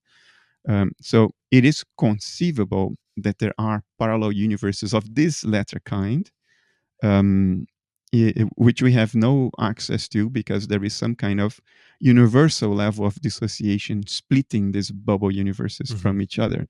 And it is conceivable that during a very high dose psychedelic trip, it is conceivable. I'm not saying that I have reasons to believe that, but it is yeah, conceivable that in a high dose psychedelic trip in which most of the dynamic structure of mind is just dissolved, because that's what psychedelics do, that that one could catch a glimpse of what's happening in the next room in the palace of the universal mind, so to yeah, say, because what confines us here are certain cognitive structures. That's the only way you can create structure in a mind, is structures of cognition, structures of association, dissociation, representation and re-representation, and so forth. So if you dismantle those structures that create this universe in which we are rooted, it stands to reason that you go to a level of mentation which is so raw, in which you can catch a glimpse of whatever else is going on in the palace of mind. yeah, So that is conceivable, yes. And yeah, the telltale sign of that would be that not only is the physics different, but the logic is different. That mm, Aristotelian axioms don't apply.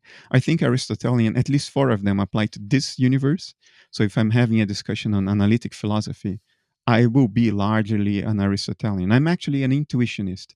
Intuitionism accepts four of the Aristotelian axioms and rejects one, which is the law of the excluded middle, which says that things are either true or false, not both and not neither. Well, I reject that. I think I see truth as a construct. You have to have an example of it to prove that it exists, as opposed to proving that it cannot be false. That's mm, just abstraction, you see. right, So right, I'm right. an intuitionist in this universe, but I'm keenly aware that if we are not talking about this universe, we are not having an analytic discussion.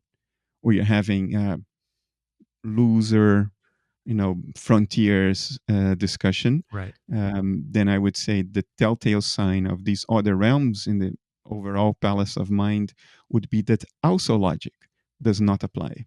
That the expectations about what makes sense and what doesn't would be very different. In other words, absurd. Yeah, I or strangeness. Yeah, yeah, or at the very least, not linear and not subject to the way that things work in everyday consensus correct. reality.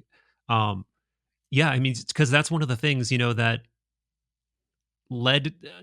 So I didn't tell you this yet, but we're getting deep into the conversation, so I may as well uh, throw this monkey wrench in the conversation. Um, I didn't know what to think about out of body experiences before going on this retreat that I went on.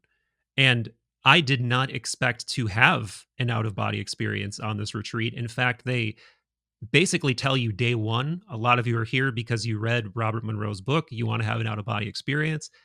That is possible. The likelihood that you're going to have one on this retreat is maybe 5%. It's probably not going to happen. Um, it could happen, but it probably won't. As the week went on, I would have probably ranked the vividness and weight of the experiences that I was personally having in probably like the bottom half of the group. You know, some people were getting into very archetypally rich territory with like narratives and, you know, figures that for anybody who's into Jung or sort of like mythopoetic symbolic imagery, it's just like, oh my God, I wish I was having this experience. And I wasn't, you know, my experiences were a lot more ephemeral and good, but not as profound as some. However, on the last full day of the retreat, we were doing this long meditation.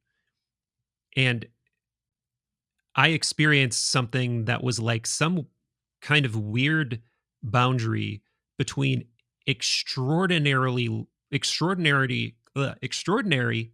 lucidity in a dream where I physically felt as real as I'm in this room right now.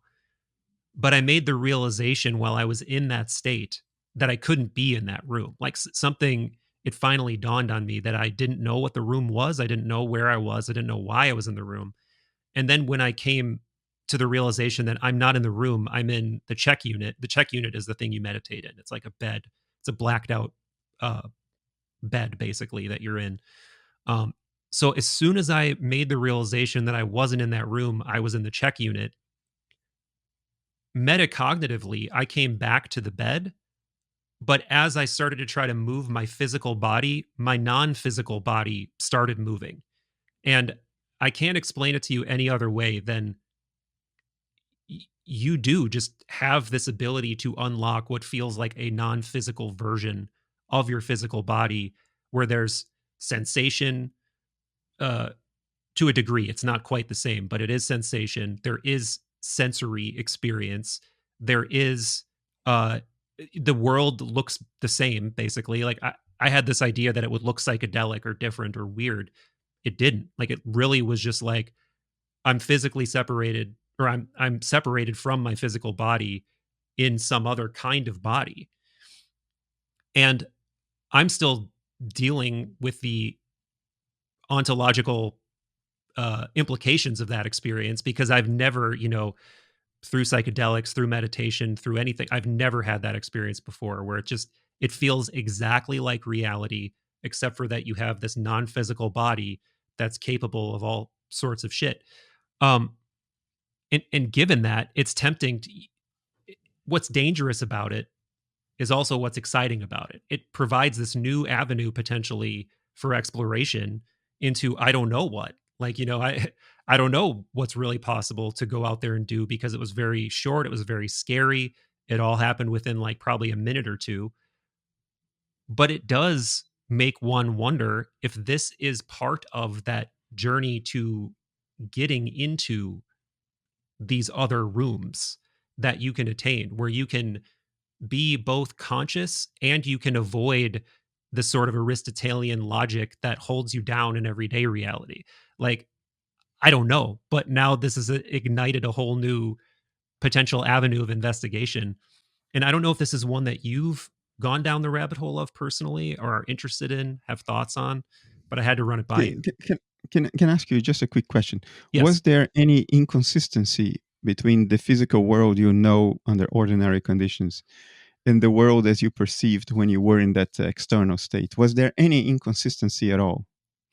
I wish I could give you a solid answer on that, but because I was in a basically blacked out room, it's so hard to know, but it felt exact like I knew exactly where I was. Like the proportions of everything felt the same, but there's a felt, you know, there's like everything. I don't know if you've read Journeys Out of the Body by Robert Monroe or anybody else who's a well-known experiencer, but it's like it's just a moment where holy shit, like everything that they describe is actually just the way it is. Like the rushing of energy, the buzzing, the felt sense of levity and all of those things. I remember all of those things and I remember having a sense that everything seems just like you're there and it's just completely real, but I can't tell you for sure if everything was precisely the same because I was just in a blacked out room and I was less than than a baby with water wings in that sense. I was basically terrified and flailing and just like I just want to get back immediately. You want to get back into your body because it just feels I mean, for lack of a better term, it feels wrong. It feels like, holy shit, I'm not supposed to be like this. And that also apparently is normal. Like you need to associate yourself, get comfortable in that space before you can do a whole lot. So for me, all I know is I popped out and I immediately just wanted to get back in was basically my experience. The only experience I ever had that comes remotely close to this was a dream. Was a sleep once. This was years ago, um, and I was having an intense dream, and then I woke up. Mm-hmm. I woke up in my bed where I expected to be. I was metacognitive. I was thinking about the dream, and then I was restless. So I decided I'm going to stand up and just walk around the house a little bit, just to sort of get the fluids moving. So I stand up and went into the other rooms in the second floor where I sleep, um, and then I woke up, Yeah, yeah, and then yeah. I woke up for real, Yeah. and I was like, "Holy cow!" So I had become metacognitive in the dream with this symbolism that I woke up from the dream, but the waking up was a meta dream. So I was having a dream within a dream. So I woke up into the actual dream and I went around the house. And the second time I woke up, now I woke up for real and started playing the tape back in my mind. And I realized that there were small inconsistencies between the house I experienced then and my house as it actually was at the time. So for me, the vulgar, when I say vulgar, I don't mean it in a pejorative way. I mean the Mm-hmm, mm-hmm. non-sophisticated explanation, face value explanation that some sort of physically bounded soul popped out of my body and went around my house as it actually is. It didn't cut it, at least for my specific experience, because there were these slight inconsistencies. It's like my mind was constructing the house the best it could, but it couldn't do a perfect Yeah. job. um, Skeptically, or if I want to be rigorous, I would chuck that down to just a a dream, a dream with layers, which is not unusual. You can wake up within a dream. We call it lucid dreaming. You can have dreams within dreams. You can have a psychedelic trip within a dream. I Right. did have it once. Yeah. Um, but what I struggle, I mean, I take experience very seriously. So somebody like you telling me what you just told, I'm not the kind of guy who would just say, "Oh, I would dismiss it." No, I can't. I'm too honest to be able to do that.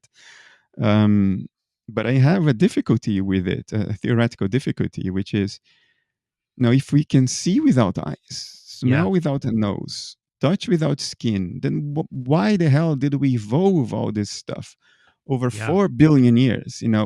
Why are people blind? Yeah. And can't see. I mean, if there is some kind of spirit that can perceive without the body, then what the hell do we have the body for? Why did it? Why is there such overwhelming amount of evidence that our sensory apparatus has evolved very painstakingly over hundreds of millions of years? I mean, how do I square this circle? How do I reconcile these two things? And that's That the struggle for me. Yeah, no, I have all the same questions, and all I know is that for me it was like such a visceral felt experience that it was just so unlike anything else I've ever experienced. Like I said, let me draw this distinction. Like a lot of what you're doing in those meditative states, you can tell that it's deeply tied into the imaginal, right? And I'm not dismissing the imagination as not interesting and possibly even, you know, epistemologically interesting in terms of it is a way for you to learn things that of consequence that aren't just like, the babbling of a brain or whatever. But this was not like I'm imagining myself in some place. This was like something that you're feeling with your entire being, and it is like an overwhelmingly hyper real experience. And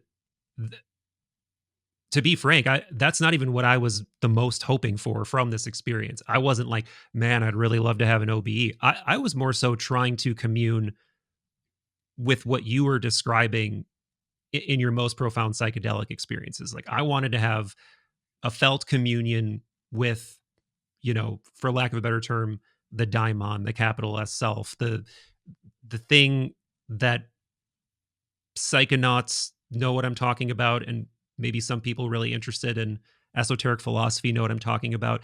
But the thing behind yourself that you can gain a sense of is there under the right circumstances. I wanted to have that experience. I did not have an overwhelming experience of that on this retreat at all. Instead, I got the thing everybody else wanted.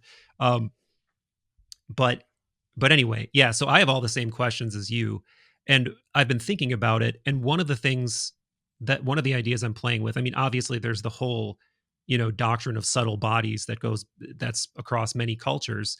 I do think that's one absolute possibility. But the other one might be is that we, when we're metacognating, we only ever do so under the pretense of like, I'm Michael or I'm Bernardo.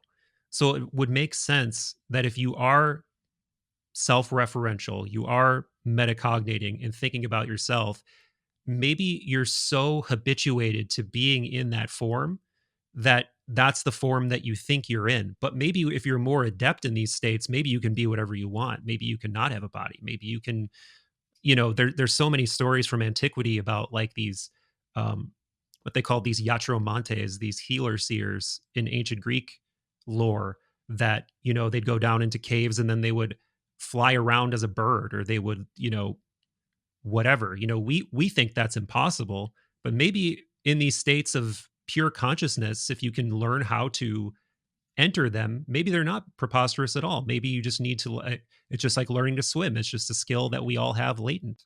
I don't know. So my main difficulty is how can you perceive the world? Right. Whatever form you have, whether you're a bird or a human being, doesn't matter. How can you perceive the world if your eyes are closed and you are inside a dark room? Um, I don't dismiss experience. Again, I don't dismiss it, especially when thoughtful people undergo the experience. I'm too honest to just say, well, this doesn't line up with my theoretical thinking. Therefore, I would choose to to not hear the Yeah, evidence. I'm not like that. I can't help it. Um, but yeah, there is a major theoretical difficulty here. We are wrong about something we take for granted. If these things can happen. totally. Yeah. I don't know how you gain up. It does seem like there's something about having a perspective that's tied to physicality, that's tied to this whole apparatus that we have. But I just don't know. I could give you lots of potential like metaphysical ideas and a whole lineage of esoteric ideas, but those are just ideas. I don't know other than based on my own experience, which is very limited, albeit it was very impactful. Um, and I don't know if this is just wishful thinking on my part, but we're, you kind of innately overlapped some of the high weirdness with near death experiences. And one of the things that experiences that people seem to have in every near death experience is what sounds like an out of body experience at first. And then maybe it undergoes some kind of metamorphosis as they go through those experiences. But again, maybe this is wishful thinking, but it seems like, well, why wouldn't we just take the most direct answer as the most throbbing possibility, in that it's just real? Like that's just how it is. You can have that experience if the right set of circumstances unfold. If you like, I really feel like I just tripped on a banana peel into it. Like I don't feel like I did anything particularly special. I don't think I was, more clever than anyone else. I absolutely just stumbled into it. And I think that there are these weird extreme states of consciousness where you're, for me, like playing on the borders between like sleeping, waking, conscious, unconscious, metacognating, not metacognating, hypnagogic, not hypnagogic, and you're just going in and out of all these borders. I think you can just sort of get out of sync like with these different struck like layers of yourself, for lack of a better term. But maybe it just is what it seems like it is across all of these different forms of high weirdness. If so, then we have to question naturalism. I'm not Hmm. prepared yet How to, how so? because it would imply that there is something deliberate and constructed about the whole thing, Hmm. and the weight of the evidence in the contrary is massive. It's overwhelming. I'm not discarding the possibility. I'm just thinking out loud with you. Um, Psychologically, at least as far as my ability to communicate and talk about things, as far as my public persona is concerned, I'm not prepared to Yeah. abandon naturalism. I think there are smaller steps we can make without abandoning naturalism, reductionism, rationalism, and realism. Not physical realism, but some form of Right. realism. And I would rather publicly take those steps first, make sure that we sort of um, get comfy in that new state in which physicalism is recognized as a historical error, which is what it is. And from that new launch point, we now we can start getting more sophisticated. But I'm not prepared I understand.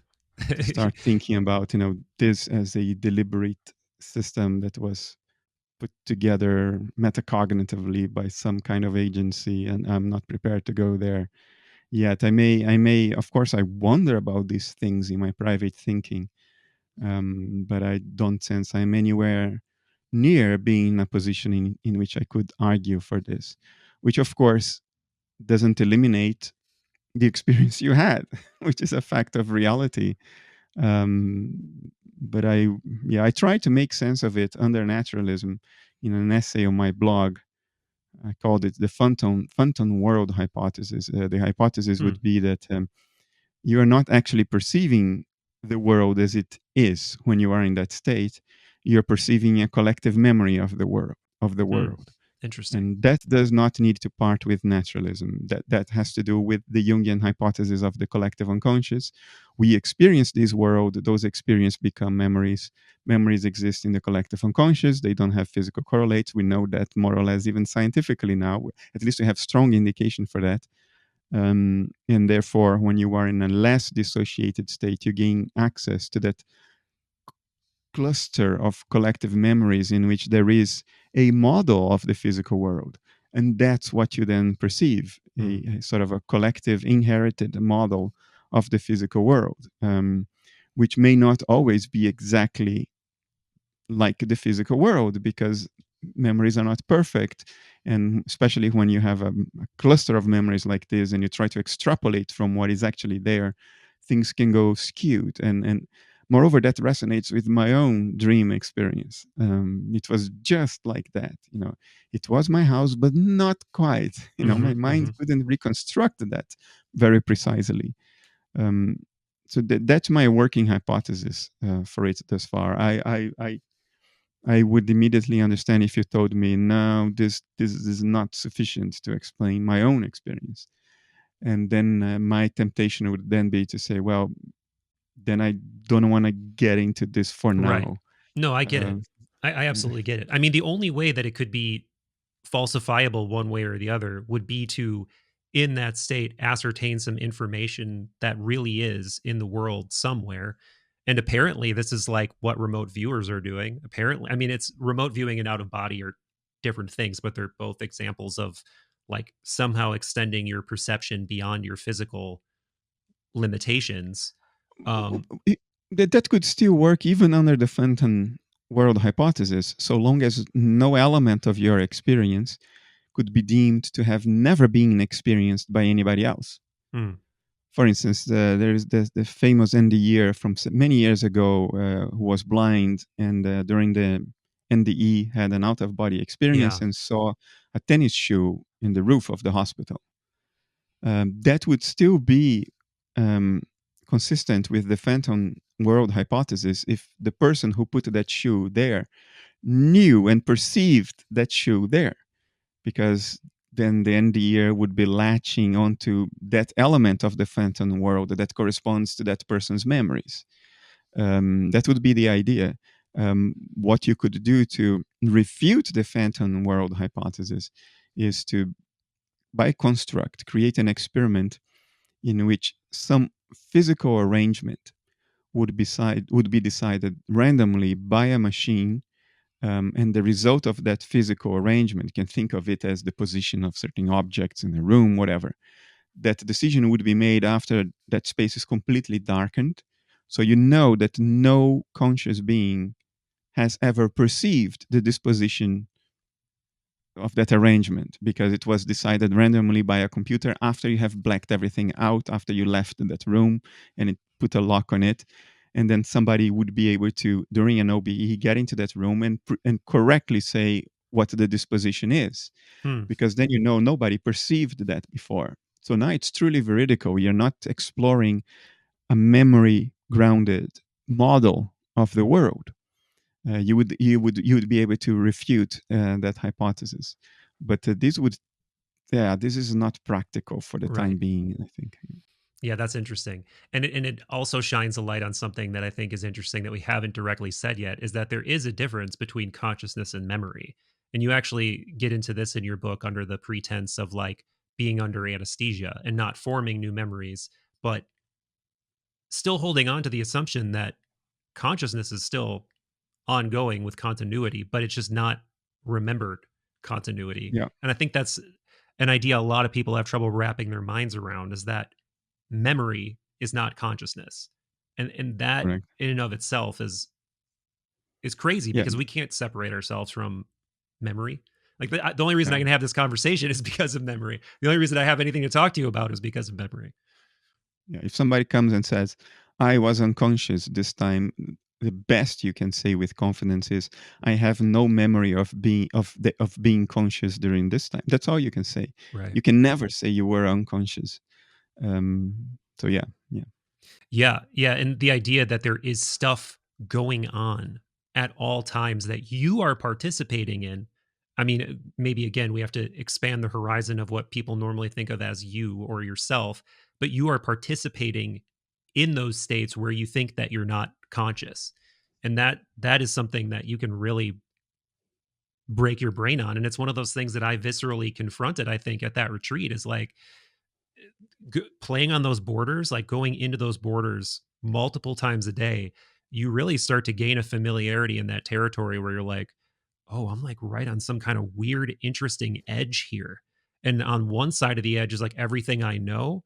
And the other side of the edge feels familiar, but it also feels dark.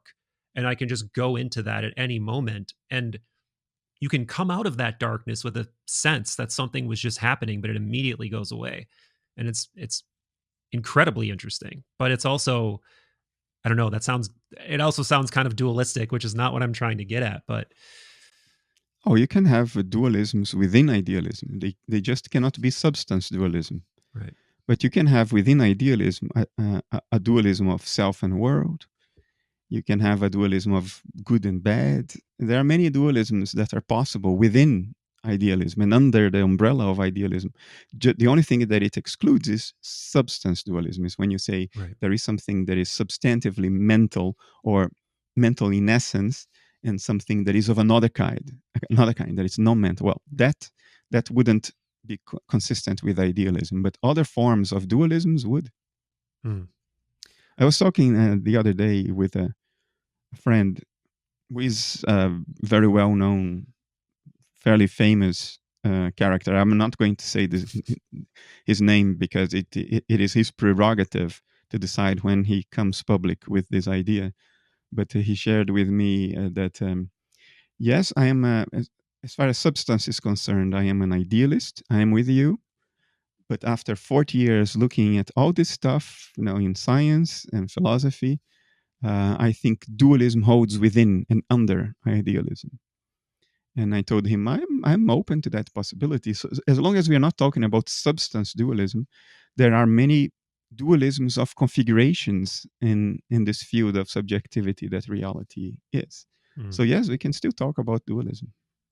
Is he a Nobel Prize winning physicist? I'm not going to say anything anymore. Okay.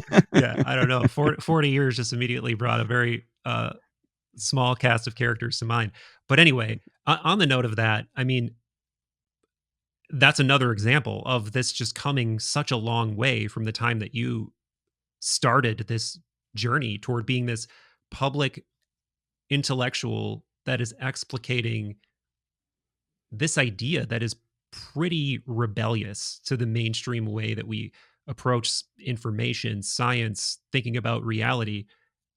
And it does seem like there's major inroads being made in many, many ways. One way that I'm not sure how it's going to take shape, but I do have this foggy sense that it will occur. I just don't know how or what it will look like. And I know this is something Don Hoffman really wants to see happen too.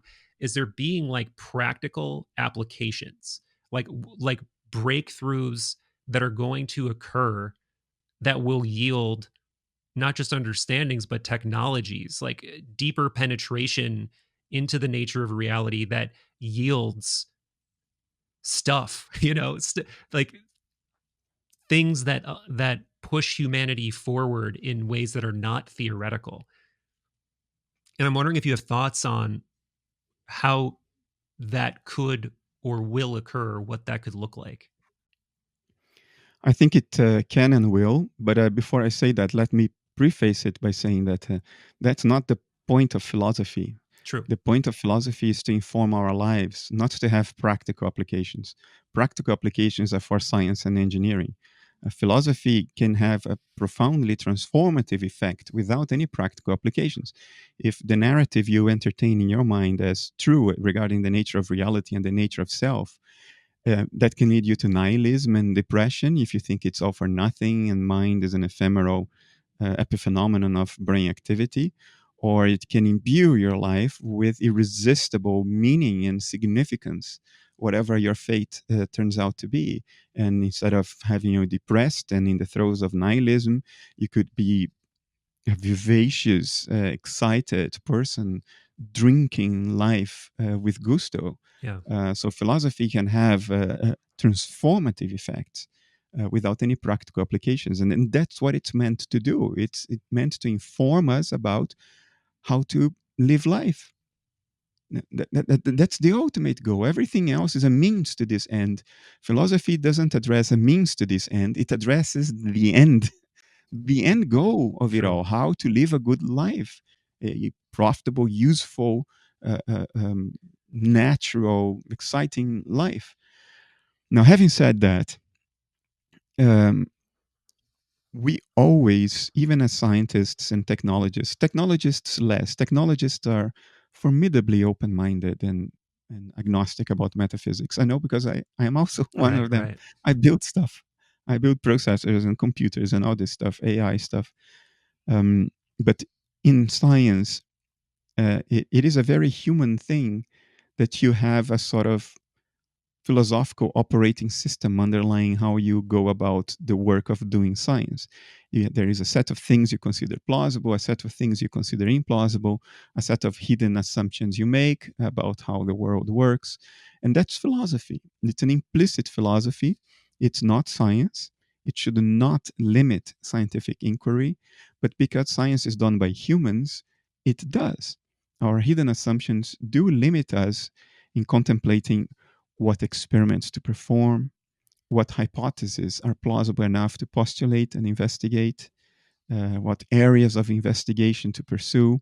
Because if your philosophy, your hidden, implicit philosophy, unexamined philosophy, tells you, for instance, that there cannot be such a thing as psi effects because minds are constructed by brains and they are separated by the skull, then you will not investigate that Right. because you emotionally you will feel that as a waste of time and you will not feel compelled to do it. So our intrinsic philosophies as scientists do have a scientific impact, even though they shouldn't.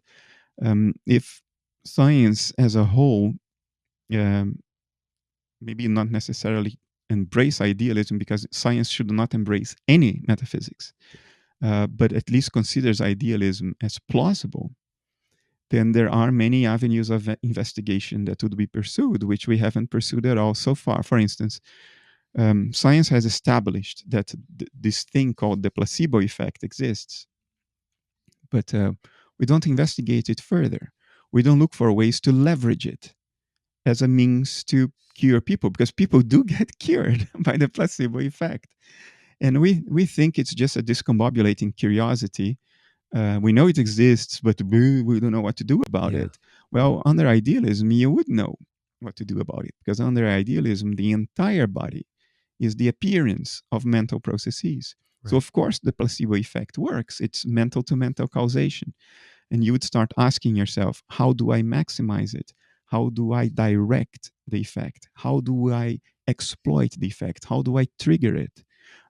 How far can I go into developing treatments that exploit this mind to mind causation that appears to us as physiology, that appears to us as physical stuff? And we don't do that today. We just feel amused when we produce an experiment that proves that the placebo effect works. You can use hypnosis to cure skin warts. Skin warts fall off. Wow. Now, skin warts are caused by a virus. It's as physical as it gets. It's as separate from your mental activity as it gets. It's on the surface of the skin and it's caused by a foreign organism. How can hypnosis make your warts fall off? Well, lo and behold, it can. It can happen. And of course, there's plenty of documented spontaneous remission in cancer because of Yeah. changes people make not only in their physical lifestyles but in their mental attitude. So what's going on Yeah. there? How does mental attitude interact with cancer? There is an old study that suggests that repressed anger correlates with cancer. Mm-hmm. So, under idealism, all of this stuff would now be scientifically explored in a systematic way without this vulgar superficiality with which we talk about the placebo effect. The only place where the placebo effect is taken seriously is in the pharmaceutical industry. Because to approve a drug, you have to prove that the drug is much more effective, well, more effective than placebo. And Mm-hmm. placebo Mm-hmm. is getting more and more effective as we Oh, go really? forward. Yeah. Wow. And so to approve drugs is becoming more and more difficult because the Wow. sugar pill is doing better and better. And that's a problem for the pharmaceutical industry because you cannot patent or sell a sugar pill, but you can patent or sell some monster out of the Right. laboratory, Right. which I don't poo-poo. By the way, I use drugs. I use amitriptyline, which is an antidepressant. I use it in subclinical doses because it turns out to alleviate tinnitus. Hmm. This ghost sound in the ears. We have very severe tinnitus, and amitriptyline reduces it. But even though a psychiatrist would say that's the only effect, you cannot have anti-anxiety effect at the dose you take. Well, I think it does have that effect too.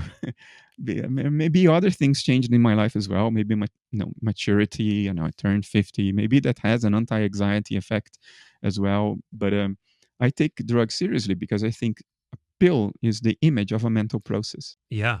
And when you swallow that pill, you are bringing that mental process into your dissociative boundary. And of course, it will have a mental to mental causative effect and you will feel different. That's why pills work as far as mental conditions are concerned.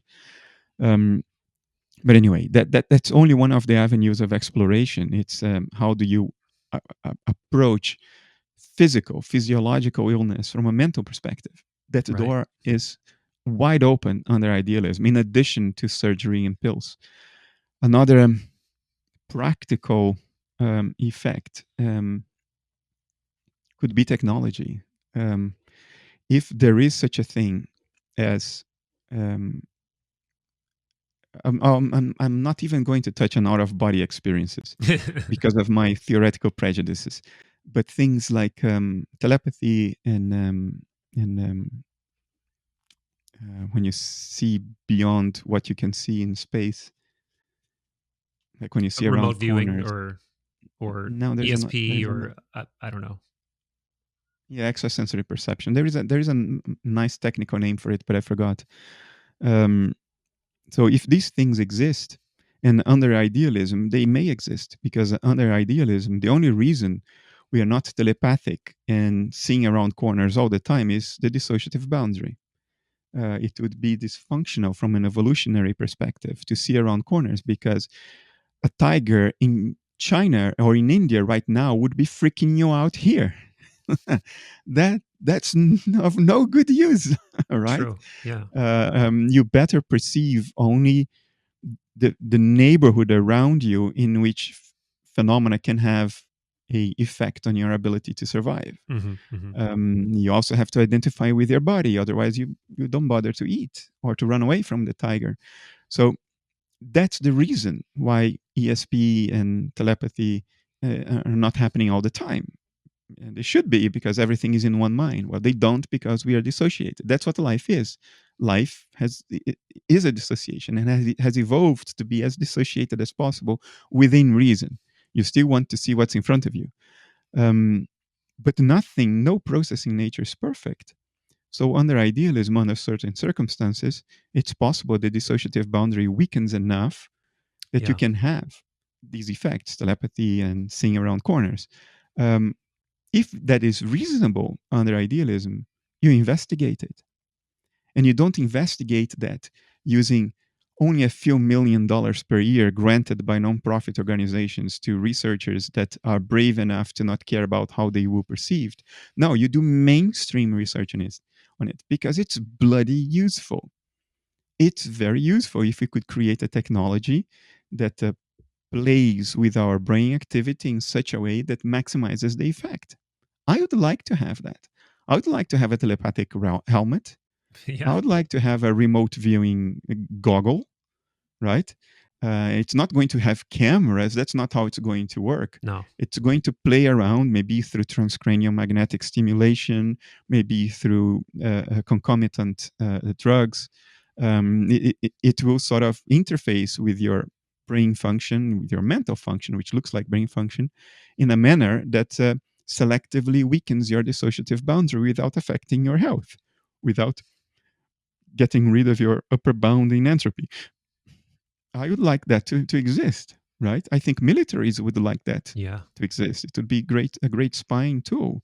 Police departments would like that, because you don't need the lie detector anymore. You don't even need an interrogation anymore, right? If you can enhance an effect like telepathy. So that would change too.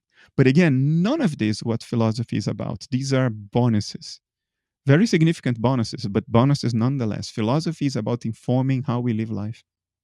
Yeah. That's a great point.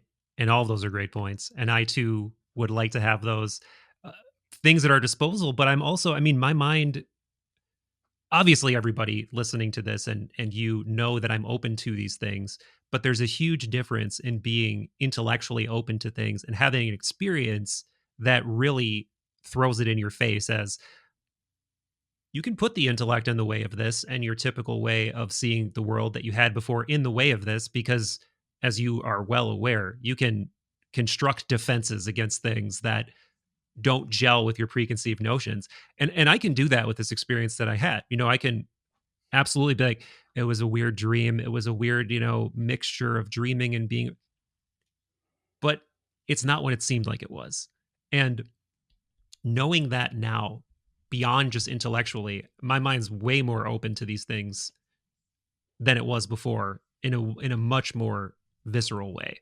And that has my, I mean, it really feels like a significant sort of uh I don't know, part of the way that we look at reality that is off limits according to the old way of viewing things. But to your point, like the more we get used to the idea of idealism, the more avenues open up for real exploration. And I think that that's just so massively huge. And we owe you personally a big debt of gratitude for that, Bernardo, because you're one of the people who's Nobody really owes me anything. well. I'll say it gladly. I'll give you your flowers. I am so happy you're in the world doing what you're doing. I'm loving the content on Essentia's channel too. It's really good. Um, Yeah, I have to upload something tonight. Still, it's my last task of the day. Fabulous, fabulous.